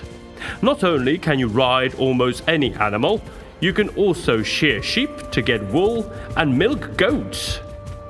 We'll be adding even more interactions with animals in the future, because even an ostrich needs a friend. Ah, water editing. Adam, you're going about it all wrong. Here, let me show you. In the editor, you can now use the new water tiles to generate water anywhere, as long as it's not too close to the sea. You just place it and then expand and contract it to your heart's desire. You can also envelop it in any material you like, so you don't get floating blocks of water. Although, a lot can be done with floating blocks of water too. And after you jump into the game, you have a beautiful body of water. Doesn't that just look so inviting and refreshing? Yeah, it's pretty good for on the fly. Much better than Adam's sorry old mud puddle. This way, creators will have an incredible new feature to play around with, and many a game can be spiced up with a little bit of water. And finally, underwater adventures. What is it doing? Oh my, how uncouth. Well, at least he's proud of himself, I guess. But underwater adventures in Ylands are truly much more epic. Let me show you. Oh, scuba diving. Yeah. Oh, that's neat. Is that the Millennium Falcon underwater? What is that? I don't know. Some sort of a... Now, once you get into this, like, there's like some sort of futuristic things that you unlock and kind of uncover, like some pre-existing or past world or past technology. So that's something that as you play through the game, start to unlock. With many more and you can see that here, discover, like there's some crash something. You know, Brian, the trailer to these games, unfortunately, very much remind me of Ark versus Reality. Because when I played it, we just kind of had a crappy experience. Okay, but the difference is you did not play the you didn't play the open world part of it. Well, because I didn't have it available. Exactly, because that's the paid for part of it. Yeah, well, so the cool part, so they give you some like mini games and things like that you can do, but the part where like it's kind of like Minecraft or that big open world where you go and do stuff, that's the paid part. So you didn't get to experience the it doesn't seem like it's worth fun. It doesn't seem to be worth paying for, in my opinion. It looks cool, but I don't think I'd pay for it. Yeah, I mean, that's the thing is you'd have to really get into it and have it be your type of game that you enjoy. I think the exploration pack is $20. So that's the exploration pack where you go in, you get that, pay $20. And then you could go and do all that extra like survival-ish type of things. Yeah. Very cool. So, but you can create boats. I mean, you could do all kinds of stuff in this. Like you build a boat and you can go take it out in the ocean. It's pretty cool. I mean, and not just like they have the old style boats. That's what you start out with, but it gets to like modern boats as you advance in technology. It is a fun game. Gotcha. Okay. Well, so I'm all in. All right. Well, I think we covered all the games that we're going to talk about. I think we did. Well, if that's the case, how about we transition over to current players, yeah? Sure. All right.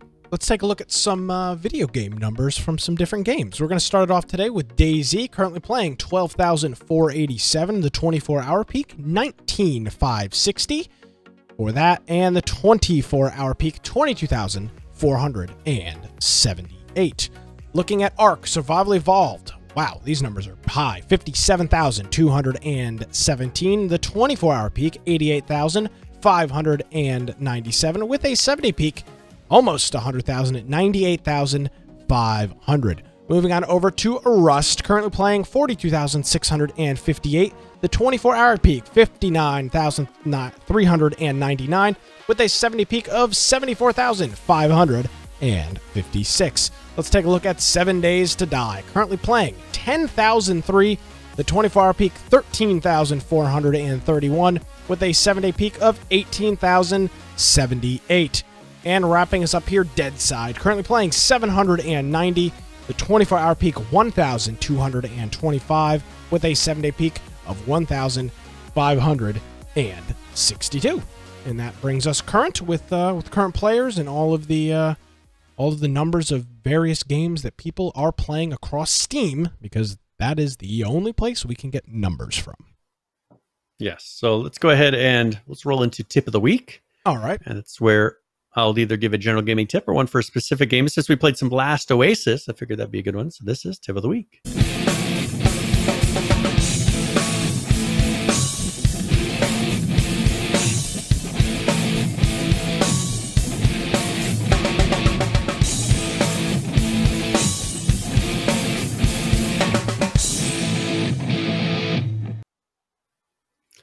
All right, so on this, I just want to kind of break down the beginning of how Last Oasis starts. You start out in a starter area, and this gives you some time to kind of figure out the game, get your levels up a little bit, get some of your basic skills and tools that you're going to need, and you don't run the risk of losing them. So there's not like a permanent loss in that beginner area for the first, I think, 20 levels, if I remember correctly. Then once you get past that, you move out and move on to the normal zone, as they call it. And that there's a couple of different difficulty levels of that, but there'll be much more difficult than the starter zone, because once you leave that, you got to remember, once you leave the starter zone, you can't go back to another starter zone. So you start out in there. Once you leave it, you no longer can enter a starter zone. And then the next zone that you go into will have stronger enemies. There'll be players that can kill you at that point. You're much more of a risk. So make sure you kind of get all your initial quests out of the way, because they do have a whole set of quests, intro quests, that show you how to build a walker and do all these different things. And if you do that, you will be able to have a walker that you then leave that starter zone with and move around the new zone. Another thing, once you're logging out, say you're done for the day, you need to make sure that you transfer your walker to the safe zone, because otherwise it's going to be in the world. People can go and steal things from it, destroy it, and it cause problems. So when you're done, I think it's like a 180-second timer. You can go through and you can get to the safe zone, log out, and none of your stuff will be touched. When you log back in, you could then transfer from the safe zone to whatever area you want to go into and start playing. So very fun game. As I said, a lot.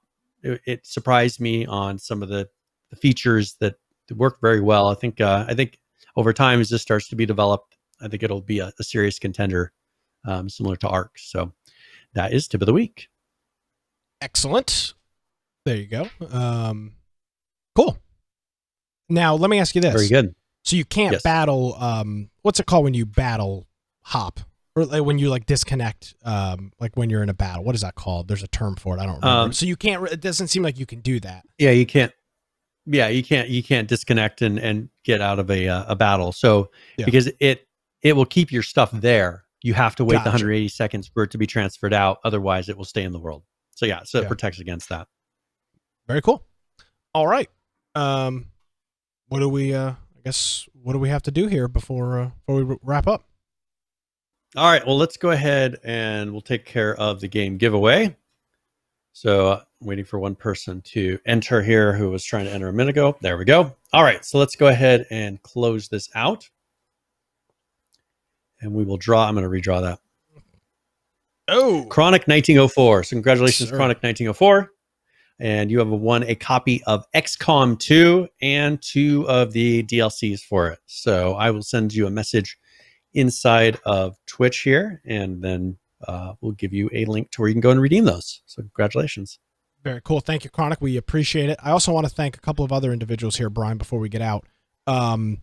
Including our friend Johnny Find, our friend Judd, Saul, and then our friend Unicorn Joe for gifting our another friend of ours, PHVCK, with a tier 1 subscription here on Twitch, plus Judd coming in with the $4.04, the 404 error on the show. Yep. Yeah, poor Nisco, I agree. Maybe next week. So with that, do we have a game of the week? It's really up to you. I mean, I don't know if I'm going to be around. I don't think I'm going to be around this weekend. Oh, by the way, check out the shirt I'm wearing. It's the old school H1Z1 shirt. Yep. That one right there. I was getting ready. I'm throwing some stuff away before I move, and I was going through my drawers and finding shirts that had holes and stuff in it that I could get rid of. And I found this, and I said, "Oh, we're gonna have to wear this on the show tonight." So there you go. Very good. All right, Brian. Well, if you want to find me at Boise Computer on Twitter or across my blog, biteoftech.com. You're also welcome to go check out our website, infectionpodcast.com. If you go there and listen to the right-hand side, you can join our server on Discord. If you want to submit topics that we cover on the show. If you have a game maybe you think we're missing or a topic you think we should cover, we have a news channel that you can go put links into there, and we'll look at those before we do our show notes for the show. If you want to join our Steam group, get a notification before the live show starts. You can join that. Also, we have our video forums on Twitch, Mixer, YouTube, and BitChute. If you want to, maybe you're watching this or listening to this, and you are interested in the pre and post show content, there is a special channel for that that's available on the website. We have our podcast forums on the lower right hand side, and that's mobile and desktop versions, and then show notes for now 283 episodes of the show. So if you want to go check out any of the videos or links that we referred to during this episode, you can go to our website and follow along with those. If you want to support us financially, you're more than welcome to do that through either Twitch Prime subs or through humble.infectionpodcast.com, amazon.infectionpodcast.com. And we thank you very much for everything that everyone's done up to this point. Yes, sir. Again, as we mentioned at the beginning of the show, PAX West, unfortunately, not happening this year. So we'll see if maybe there's something else. Maybe we'll do a server upgrade or something. I'm not sure what our specs are, but we could look at maybe allocating some money there since we've got some available. But we are hoping, we've got our fingers crossed that maybe PAX East or PAX West next year, about a little over a year from now. So disappointing, but probably for the best with all that's going on. So Brian, thank you as always. We appreciate it. We will see you next Tuesday for another episode. All right, he's muted, but it's fine. Sorry. Yep, thank you. There you go. Yeah, that's good. My name, as always, is Nick Craig. You can follow me on Twitter at Nicholas M. Craig. If you want some IT tomfoolery, you can go to my website, dudeinit.com. If you missed any portion of the show, you can visit our website, infectionpodcast.com. Show notes, images, links, things, other things, it doesn't matter. All of that is on our website. Ladies and gentlemen, thank you so much for joining us. Have a great week. We'll see you next time.